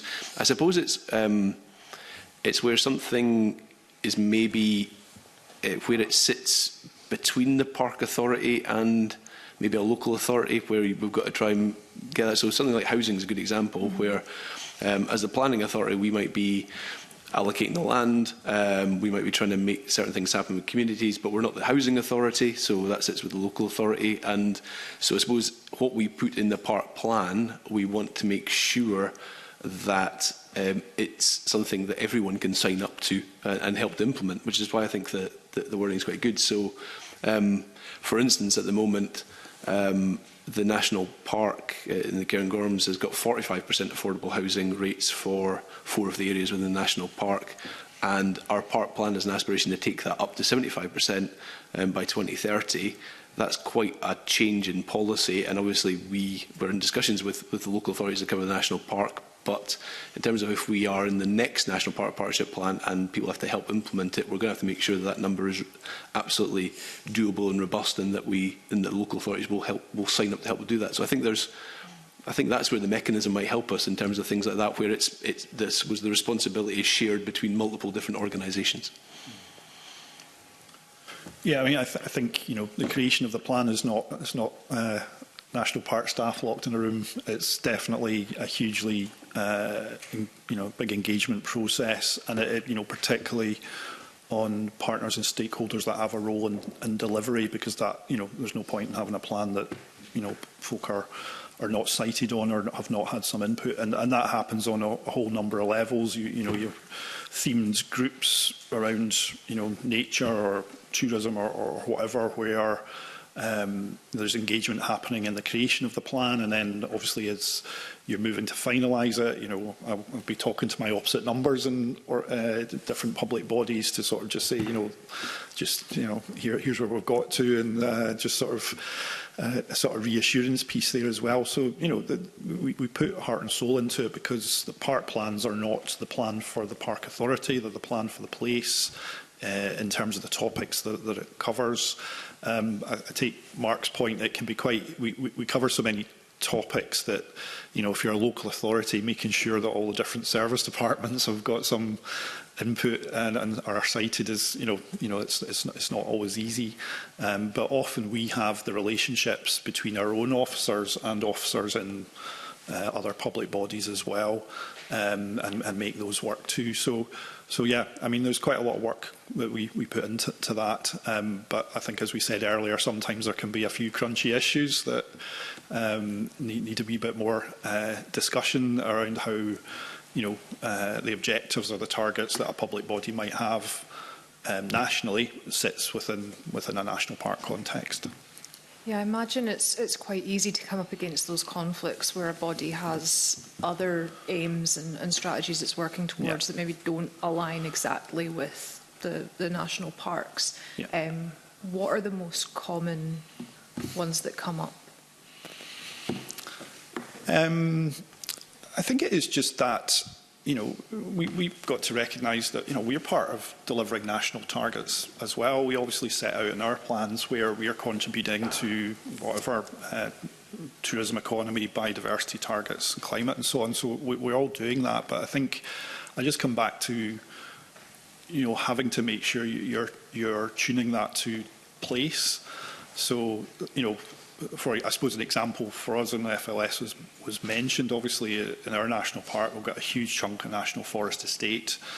A lot of that's been, productive Sitka spruce timber, massive amount of harvesting happening, and quite a lot of really positive restocking for native woodland and so on. But if you're a community living within a heavily harvested area, there's obviously a debate about, well, where there's the right tree in the right place. Is obviously the debate. So I suppose that's an example where, FLS have got national targets, they've got to achieve income from timber and so on, but there's obviously other targets around biodiversity or tourism. We actually use some of the national forest estate for visitor management purposes. So that's an example where we're asking a national body who have a lot of land assets to be able to use them in different ways to support national park aims, and for us, visitor management is a very big issue. So I wouldn't want to present that as conflict or anything like that, but it is a debate where you've got teams there that are delivering national targets, and we're trying to say, could we look at this a wee bit differently, and could we look at this opportunity? And mostly we do get to a good outcome, but it is an example where if you're a forest manager, you've got your targets that you're trying to achieve, and how does what we're looking for sit within those priorities? So we mostly get there, I would say. A very quick question. Where does affordable housing sit within national park objectives? I don't see anything at all. Is it something that national park authorities have got to be aware of the impact? So, for example, affordable housing is something that's quite controversial because there's the narrative out there that national parks create a housing market, which means that locals are priced out of the housing market. So is affordable housing is not one of the aims and objectives of the national park, but it obviously features quite prominently in the Cairngorms. So why is that sitting within the national park plan when it's not actually one of the aims and objectives? I suppose we see that as fundamentally one of the parts that's in the fourth aim around promotion of the sustainable economic, social, cultural development of the area's communities. I mean, housing is key to that. Housing is also key in that we've used this as an example in our current park plan. If we're wanting to do more peatland restoration, which means we need more people working in that area, then we need places for people to live in the area. So that housing is something that contributes to all the aims. I mean, it would sit more in that fourth aim, but you need it to do all of them.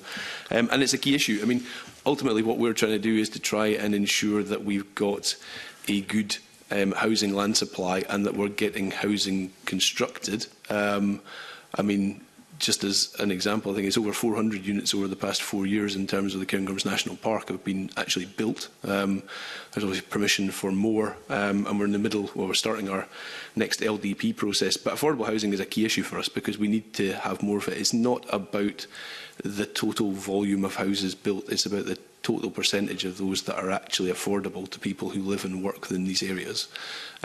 Because if we want to achieve our aims on the community side of things, we need people who live and work in the area. It's not just about whether it be retirees coming in or whether it's about people buying second homes. We need to make sure that we've got affordable houses at the right price points at different levels, mid-market, social rental, other things within that. And I think that's one of the things we need to get across is affordable housing isn't just one type of housing, but it is something that is absolutely crucial if we're going to meet our aims on nature, climate and all other things. So it's a key thing in there, and we see it as very much part of that fourth aim, but it's one of the things that underpins across the way.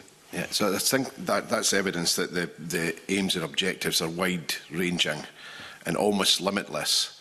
So when it comes to local authorities having a duty to implement a park plan, with new national parks potentially coming forward in the future, is there not a need for legislation to say that these park plans must be drawn up with a local authority or whatever on a legal basis, because ultimately the park plan could set out objectives that have a budget requirement. So whether that's for the local authority to put aside budget to build more affordable housing or to create more access or whatever, there's a budget implication to that. So on that basis, and given how wide-ranging it could be, does there need to be a far stronger legal basis for national park authorities to work with local authorities, so ultimately the budget holder for a lot of these plans that might come forward, given that there'll be a duty to implement the park plan?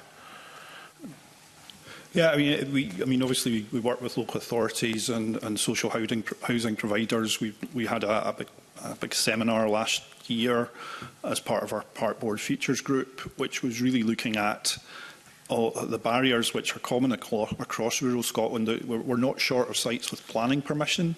As a planning authority, we achieved all of our targets in terms of land supply and planning permission granted that our local development plan set out.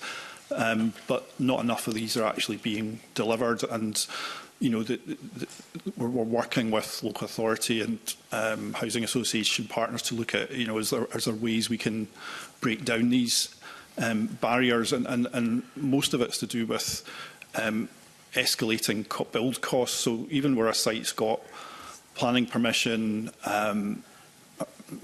housing provider wants to develop it, the housing grant is just not covering, and when you go to procurement, the cost is just not coming anywhere near the funds available. So we are trying to explore, and we're embarking on our new local development plan that, as a planning authority, it's not simply designating sites and getting planning permissions through. It's actually collaborating to see is there ways through,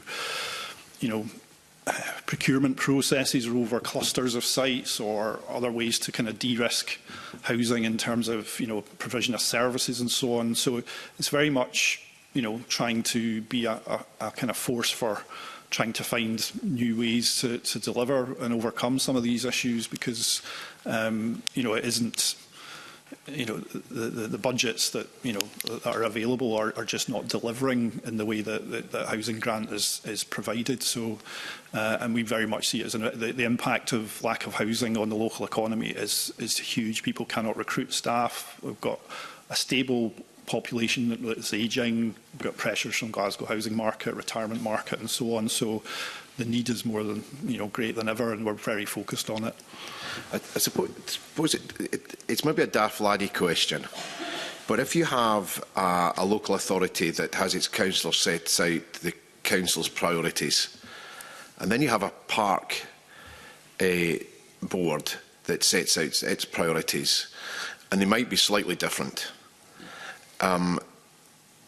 Ultimately, much of the budget to deliver the park plan will lie with the local authority. So how does it work in practice? So the top priority for Acme National Park is more social housing, but it goes above and beyond what the local authority's priority is in regards to building social housing. That's just an example. It could be more rest areas or more access to forestry or whatever, and at the end of the day it might be for Forest and Land Scotland. They've got to come up with the cash to make more parking spaces or more toilets in our outdoor areas or whatever. So how does that work in practice? Well, I suppose that is a lot of the work of the Park Authority, I think, is around some of that, is the trying to work with different partners and to a large degree try and find out where the compromises are and where the things are that we can actually deliver together. So I suppose it's not setting out saying we want this and that's what we want. And that's where we're sticking. The whole point of doing the National Park Partnership Plan work is a lot of negotiation with people around where can we get to. So, the ideal might be X, but actually all we can achieve at the moment is Y. That's fine. We still know where we want to get to. And I suppose some of the stuff around, certainly where we've positioned the National Park Partnership Plan, this time in the Cairngorms, is we've got some very big targets and objectives that are out to 2045, but we're very specific about what we want to do in the next 5 years. And I suppose it's trying to nail, actually, that's where you want to get to, But the pragmatic bit is, can you get everyone to sign up to the 5-year step to come towards that? And I think that's where we negotiate all the time with, whether it be local authorities, public bodies, private landowners, whoever it might be, and everyone's got coming from different angles, and to an extent you win some, you lose some, and you're still trying. It might be 2 steps forward, 1 to the side, 3 forward, 2 back, but you're still trying to get in the right direction, and that's the job of the Park Authority as the body with the statutory management plan that's trying to coordinate what is a very complex setup. We've got 5 local authorities, we've got all the different public bodies, we've got lots of landowners, but that was the reason, I suppose, why the park was set up, was to try and work through that complexity to come out with what are the outcomes we're really trying to deliver. So I think it sort of works, actually. It might not be. It might be a bit messy sometimes, but I actually think in general the way you do park plans and the way they actually make public bodies work generally works. I think the tweak that's in the Act to actually make it about implementation is a good one, because ultimately, well, that's what we need. I mean, it's action and implementation that people care about. Fine words on a piece of paper are not worth anything if they're not actually then done. Yeah. Okay, thanks. Elena. Regarding the proposals for a fixed penalty notice regime in relation to national park bylaws, what impact could this have on each national park, and do you think it would encourage you to make greater use of the powers to make bylaws, and what kind of issues or behaviours might you seek to tackle with them? So in Loch Lomond and Trossachs, we have 2 sets of bylaws. We have bylaws managing navigation on Loch Lomond itself, and we have camping bylaws which apply to a range of what we call camping management zones. So these are places where historically very popular for not wild camping within the definition of SOAC, but car-borne camping on really, roadside, lochside areas where people were camping on the verge, and those raising all sorts of issues in terms of pressure on the environment, antisocial behaviour and so on. So the Loch Lomond bylaws have been in place since the mid-90s and have been reviewed several times, and the camping bylaws are coming up to their 10th anniversary. We had a pilot on East Loch Lomond, which was the worst of some of those issues. So we have lots of experience in terms of operating bylaws and very much using them as a behaviour change tool to get voluntary kind of behaviour change, and a lot of our engagement with through our ranger service with the public is an educational one. It's explaining to people how the bylaws work and what they're there to try and achieve, and obviously it's about people's responsibility to respect the environment, respect communities, respect other people's enjoyment. However, those conversations, the vast majority of them are positive, but some of those conversations are not positive. Obviously, at the moment, we have enforcement route, which means that we have to refer bylaw breaches to the relevant procurator fiscal, which we do. I suppose an example, just for scale, we had about 890 conversations about bylaw breaches that resulted in a voluntary compliance last year, and we escalated 12 cases to the procurator fiscal.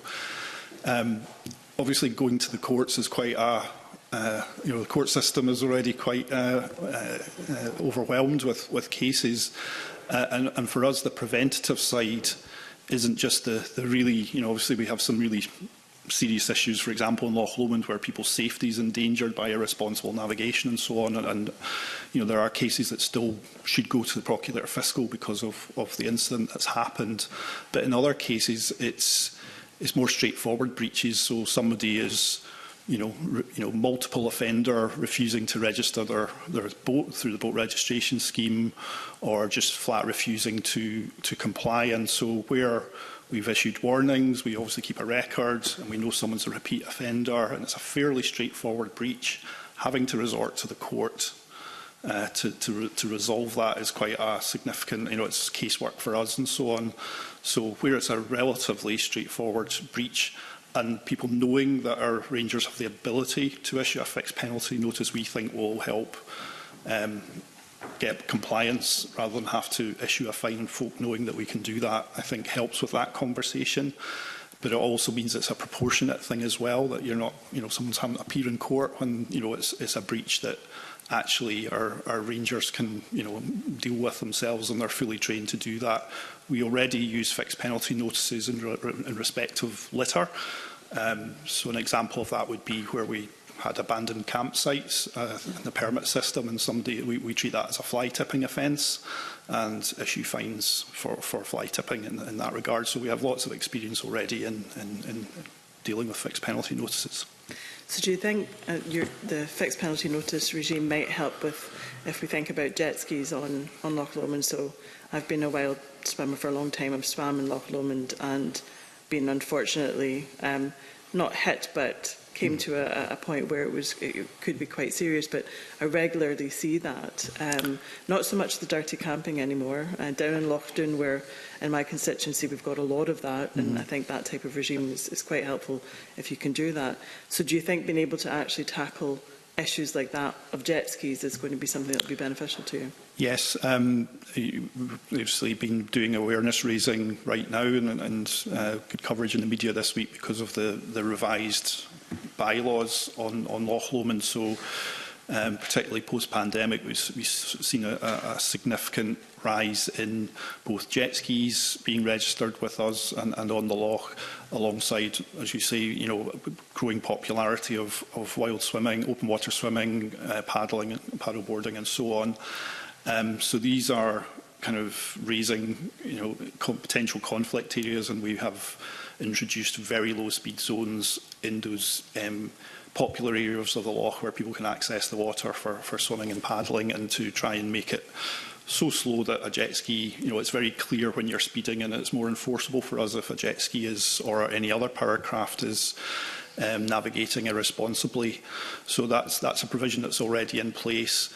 As I say, a fixed penalty notice enforcement power coming in will, I think, help our rangers, address situations more clearly. Obviously, you do have unfortunately irresponsible loch users who they're not particularly wanting to be compliant. They just want to do what they want to do, and so obviously we can take people's details, we can issue them warning letters, and ultimately we can refer them to the court. But being able to deal with the situation in the moment is more effective, it's more cost effective.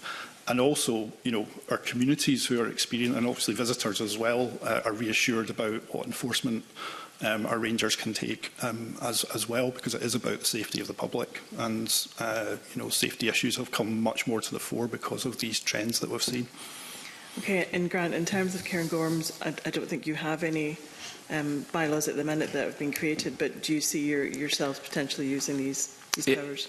So we just submitted our bylaw proposal to the Scottish Government after consultation on the fire management side within the park. So that's a seasonal fire management bylaw to restrict fire use, campfires, etc. between the 1st of April and the 30th of September. So subject to ministerial approval and such like, we'll be looking to bring that on within the Cairngorms.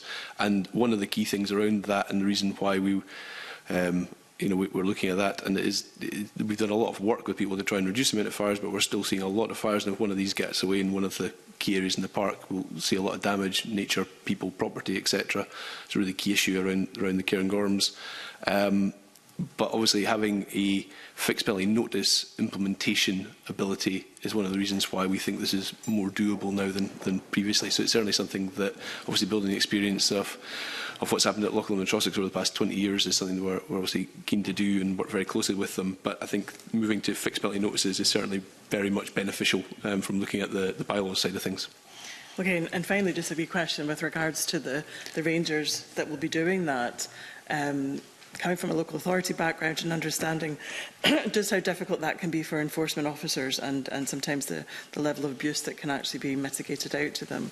I'm just wondering whether there's been a kind of a training or a thought process as to how you're going to support those members of staff to actually take on those different powers that they'll have. Yeah, absolutely. Yeah. So, I mean, we have, the sort of policies and procedures around bylaw enforcement, and at the heart of that is the safety of our staff. So there's very clear and obviously, staff go through training, and that includes de-escalation training. What to do in terms of if you're approaching a situation where you're concerned for your safety, how you exit, and so on. Absolutely, that is front and centre. And I suppose going back to partnership working, one of our strongest partnerships is with Police Scotland. We have a National Park seconded police officer, and a part of our seasonal planning with partners obviously includes Police Scotland in terms of where they can draw on resource for us during the busy summer period, and obviously planning ahead in terms of bank holidays and periods of good weather, where we do get extra police resource coming in to the park to deal with issues. So again, we've got very clear escalation procedures about at what point does a ranger have to remove themselves and escalate to the police, and the operational communication that happens in real time to make that happen is really good. It's a really great example of partnership working. So we never ask, and obviously our rangers always go out in twos. There's no ranger on their own doing this work either. Okay, that's helpful. Thank you.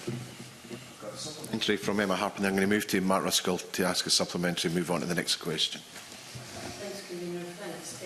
I think Alan has pretty much covered it already, but it's about supporting rangers when folk are taken to the water without life jackets on, without helmets. They're either in kayaks or they're on jet skis or they're on paddleboarding, but they're like novices on the water that really have no clue about what safety is required, because the water temperatures can be pretty cold, and you don't know that until you're actually in the water. So it's about supporting in terms of coaching and educating when people get to the water. It's not necessarily a bylaw thing, but is that part of what the rangers' jobs are? Absolutely. Again, a byproduct of this increase in popularity, is more people trying out, as I say, paddleboarding and canoeing and so on. So obviously, a lot of the focus of the bylaw is about powercraft, but quite a lot of our ranger time is actually rescuing people or escorting people that they can see don't have the proper safety equipment. Our new bylaws do increase the responsibility around wearing life jackets, especially for children under 16. A parent must have a life jacket, and also they must be carrying life jackets on the vessel as well. So we do deal with an aspect of it under the bylaws, but we put a lot of effort into water safety awareness. We're part of a national water safety planning group. So there's a collaboration with other public bodies, because obviously water safety has been an issue across Scotland in periods of good weather. And certainly we do everything around consistent signage, rescue equipment in the right places, trying to create a standard for other partners and public bodies in terms of what provision they put on their site around signage and safety, rescue equipment. And during the summer, we have water safety pop-up events at popular beaches to engage people around water safety as well. So fortunately, and it's not been the greatest summers in the last few years, but we haven't seen any drownings in recent years. There was a period in, I think, 2022, we had one weekend where there was multiple drownings across different lochs in the national park. And mostly it was people who had underestimated the depth of the water and the temperature of the water and got into difficulty, and were quite close to shore, but couldn't get back to shore. So we use things like aerial photography at beaches where we've got shelving and deep water within close range, that people can see that very clearly in the photographs, the darkness of the water. So we use multiple ways to try and get the message across to people about they need to think about on a hot day, the water isn't hot, and there's hazards there that they need to be very aware of. Okay, thank you. Thanks, Convener. Mark. Are there fixed penalty notice powers that ideally you would like to have? So, for example, car parking enforcement. Well, we work very closely with local authorities on that, and certainly, again, I described the the planning that happens with partners looking at the visitor season, and certainly local authority partners have, as an example, where there's been great collaboration in adapting how they provide traffic enforcement, particularly again at weekends and at busy periods, in a way that they perhaps didn't before. So I don't think, obviously we obviously do control some car parks, but in terms of irresponsible parking on road verges and so on, we've got very good collaboration both with Transport Scotland and the roads authorities, both in terms of introducing regulations around double yellow lining and so on, but also when parking enforcement staff are deployed, and particularly around Loch Lomond side and the heart of the Trossachs, where we know where the issues are going to be.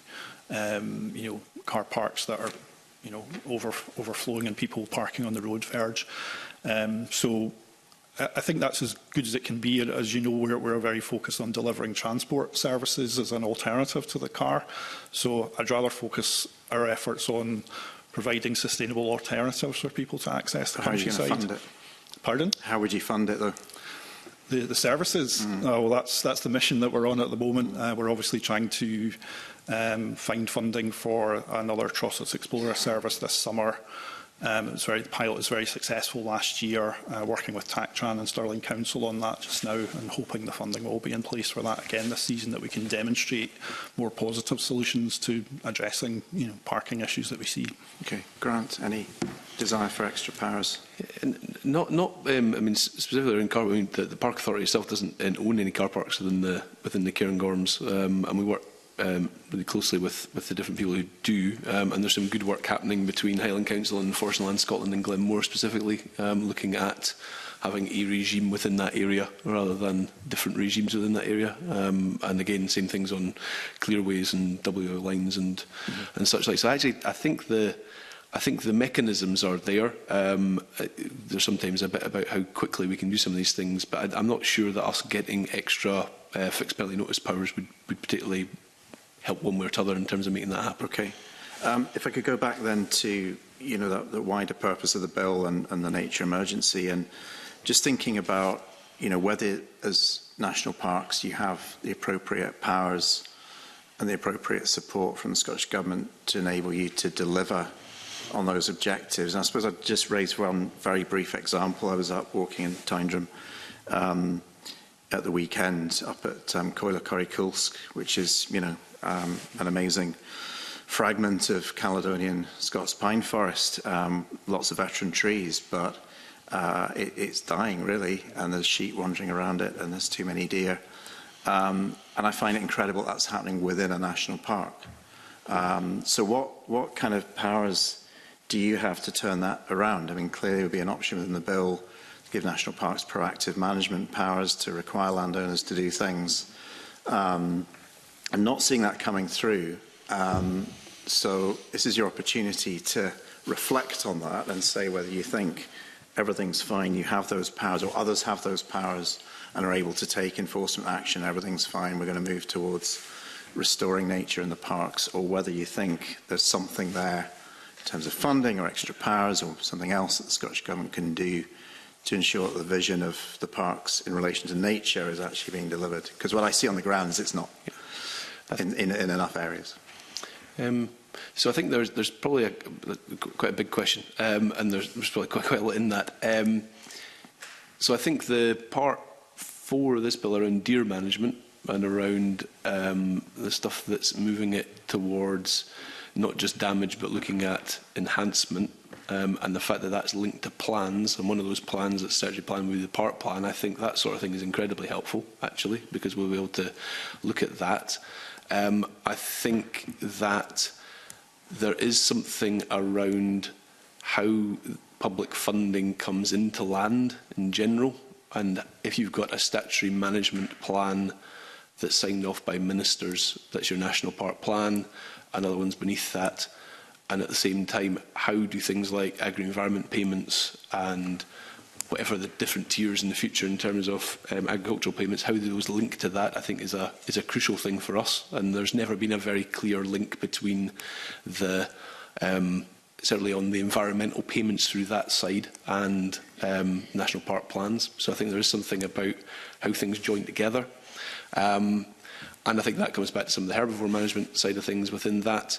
I think that there is, it's not necessarily that the powers sit with the national park authorities, but there are powers that sit within other organisations that need to be thought about in terms of whether those should be used. But the key thing for me is that an awful lot of the good stuff that happens within national parks is usually working in close collaboration with whoever owns the land, and then probably multiple public agencies and the local community to make good things happen.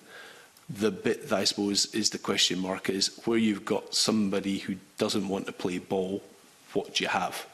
So if you've got somebody who actually, I don't really want to do anything to do with that, I'm just quite happy with how it is, how do you actually make the changes happen positively? So whilst it works, I think, the model for 80% of the time and 80% of the land probably, I think the bits that are where people want to do a certain thing or don't want to engage, that becomes more difficult and the park authorities have less power in those places.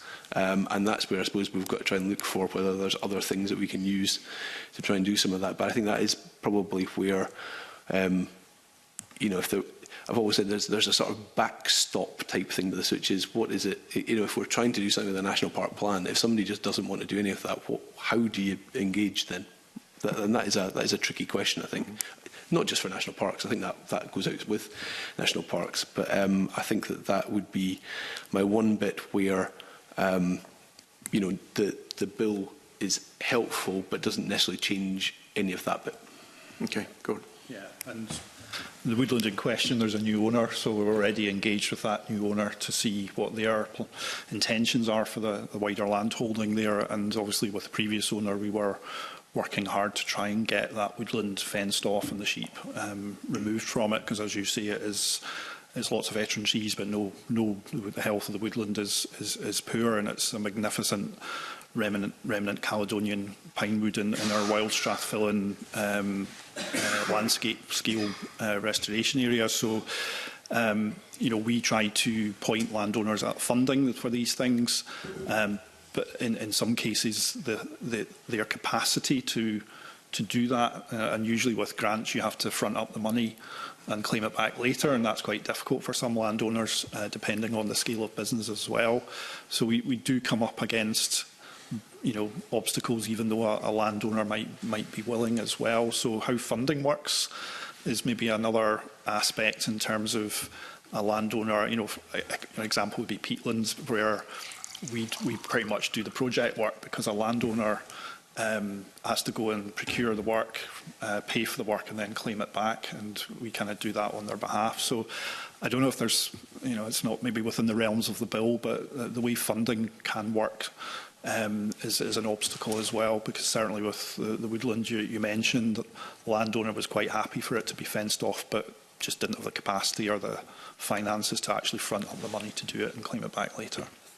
So one other thing just on that, which is timescales around some of these things as well. So you know, if we're going to tackle, let's say, flood management or water management, people are not going to sign up on a 5-year agreement for that. People will need 50, 100-year agreements.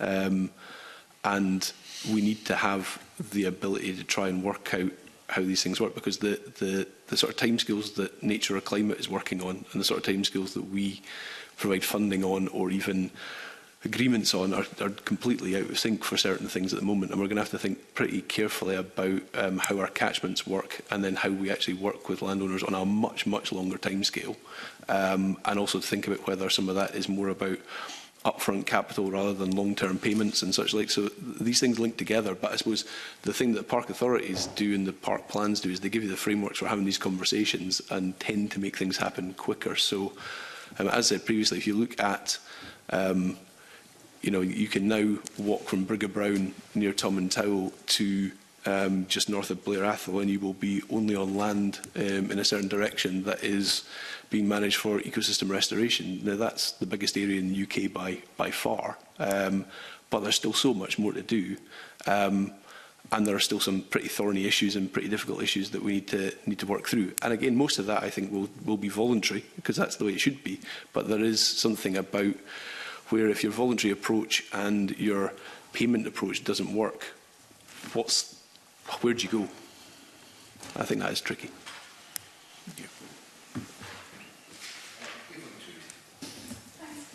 And, good morning, panel, and thanks for your answers so far. They've been very helpful.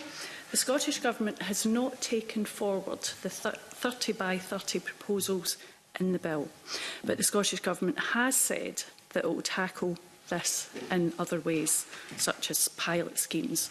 Do you agree with this decision? And is legislative change not needed? I'll go first on that. Yeah, I mean, we've certainly been part of the debate on that, and obviously, including sort of sharing our thoughts with Scottish Government officials and so on. I think there's obviously an international kind of recognition of areas under environmental management that aren't designated sites, and how to meet the terms of that, and to sort of come up with a framework for Scotland as to what form of management and over what period counts as 30 by 30 in effect. And I think both national parks, as Grant has just described, we are trying to take forward large landscape scale areas where the primary objective is nature restoration and amongst other land uses. So I think we still want to be exploring, so for us, we've got the Great Trossachs Forest, which is 20 years old now, as a kind of demonstration of large scale, but that's mostly public and ENGO ownership. While Strathfillan in the north of our park is an example where it's mainly private ownership, and we're trying to get landowners together to deliver something there. And it's trying to sort of, I suppose it's if you're taking forward something like that, what is the kind of criteria that you're trying to hit to say, yep, that's now something that counts as being 30 by 30? I think what would worry me, and I suppose it goes back to the discussion we had earlier about designated sites, that if 30 by 30 is about just designating more sites, the danger is we lose sight of that wider nature restoration opportunity and that kind of bringing together of partners and focusing of effort. So I think it's still a very live discussion, and I'm not sure how what we arrive at, whether that's legislation is needed for that or not, or whether it's just a sort of common standard that people understand and they can actually pursue in terms of larger scale restoration projects. So I hope the conversation keeps going. 2030 is not very far away, so we need to have some kind of clarity about what we're aiming for on it. I mean, just on that point, I think it's 18% of Scotland's designated, and we're in 2025, and 2030 is not very far away in terms of what does the other 12% look like, and what is that? There's obviously a lot of work going on in nature networks at the moment, and it does lead back to some of the discussion we were having previously. I mean, the national park has 50% of its land designated. Does that mean we've met our 30 by 30 commitments within the national park? Well, I would say probably not, because actually that 50% is not delivering enough for nature and biodiversity, which gets us back to some of those previous conversations we had. So I think we've got to think pretty cleverly about what are the places that are delivering, and where do we need these places as well? Because actually it's not just about having a volume of land or whatever it might be that is under nature restoration. It's also about how those connect, whether they do connect, whether you've got the networks, whether you've got the right things happening in the right places. And I think there's quite a lot of work around that. And certainly the work that we're doing in the Cairngorms on the nature network side, and our, as I said, our target around 50% of the park being managed for ecosystem restoration, is trying to connect up all those things in a way that makes sense. How those then are given the legal backing, I suppose, that allows them to be counted towards the 30 by 30 target, I think is the interesting point. And if it's not legislation in this bill, then what is the mechanism for allowing us to have those conversations? Because it's not going to be easy to get from where we are to where we need to be. And and it's got to be the right stuff. There's no point just doing things for the sake of it. It's got to be the right things in the right place. Yep, thanks, Convener. Just on the back of that question about if we legislate that we must do 30 by 30 in this bill, do you think that's going to make people a wee bit nervous, like in Dumfries and Galloway, for instance, 48% of Scotland's dairy herd, big dairy farms, they are food producers. Dumfries and Galloway is a food-producing region. So is that not something that you might think that might make people a bit nervous if that was put in the legislation? I mean, at the moment, national parks, as the designation, don't count towards 30 by 30. So we're not included in that 18%. Areas of our national parks are included in that 30 by 30 because we're designated as an SAC, an SPA, a SSSI, whatever it might be. But the actual national park designation isn't one because not all the land within national parks are protected areas. So again, 50% of the Cairngorms isn't protected. It's a higher percentage in Loch Lomond that isn't protected under those sort of statutes. So I don't think is that. I think what probably would make people nervous is if they thought that another 12% of Scotland was going to be designated as the current designation system, if that's what it was. I think it's about looking at what are the alternatives, what are the other ways of doing that, and it is that thing about enhancement. It's not about protection as current. I think this is again where we've got to be really careful that we don't end up just designating more land to be as it currently is. It's got to be for a reason, which is to do more for nature, to do more for climate, and to do more for people. Because ultimately, all these things are linked in with. The only reason we're protecting this stuff is there's an intrinsic reason for it, but there's also a reason that people like coming to these places, like visiting these places, like to know that Scotland is being well looked after, etc. So we've got to keep that in mind as well. But I think we've got to be pretty clear about how we're trying to get to that target by 2030, because it's not very far away, and what the, for want of better words, the extra 12% is actually going to be made up of. Okay, thanks. I'm very conscious of time, and you've been very generous with that, but there's a couple of questions I'd like to ask just to close, and I'm going to ask them all together. So this legislation seeks to amend the 2000 Act. So we've had 25 years of legislation and national parks, but there hasn't been a full review of the effectiveness of those national parks over those 25 years. There's annual reporting or whatever, but not a significant review of the performance and the cost-benefit analysis, where things could be done differently. I would argue that this legislation, given that there's a number of proposals that were in the consultation have not been carried forward, and we have a new climate change plan, we have a new Rural and Communities Act, we've got a whole lot going on. Is this not the wrong time to be bringing forward new legislation in regards to national park?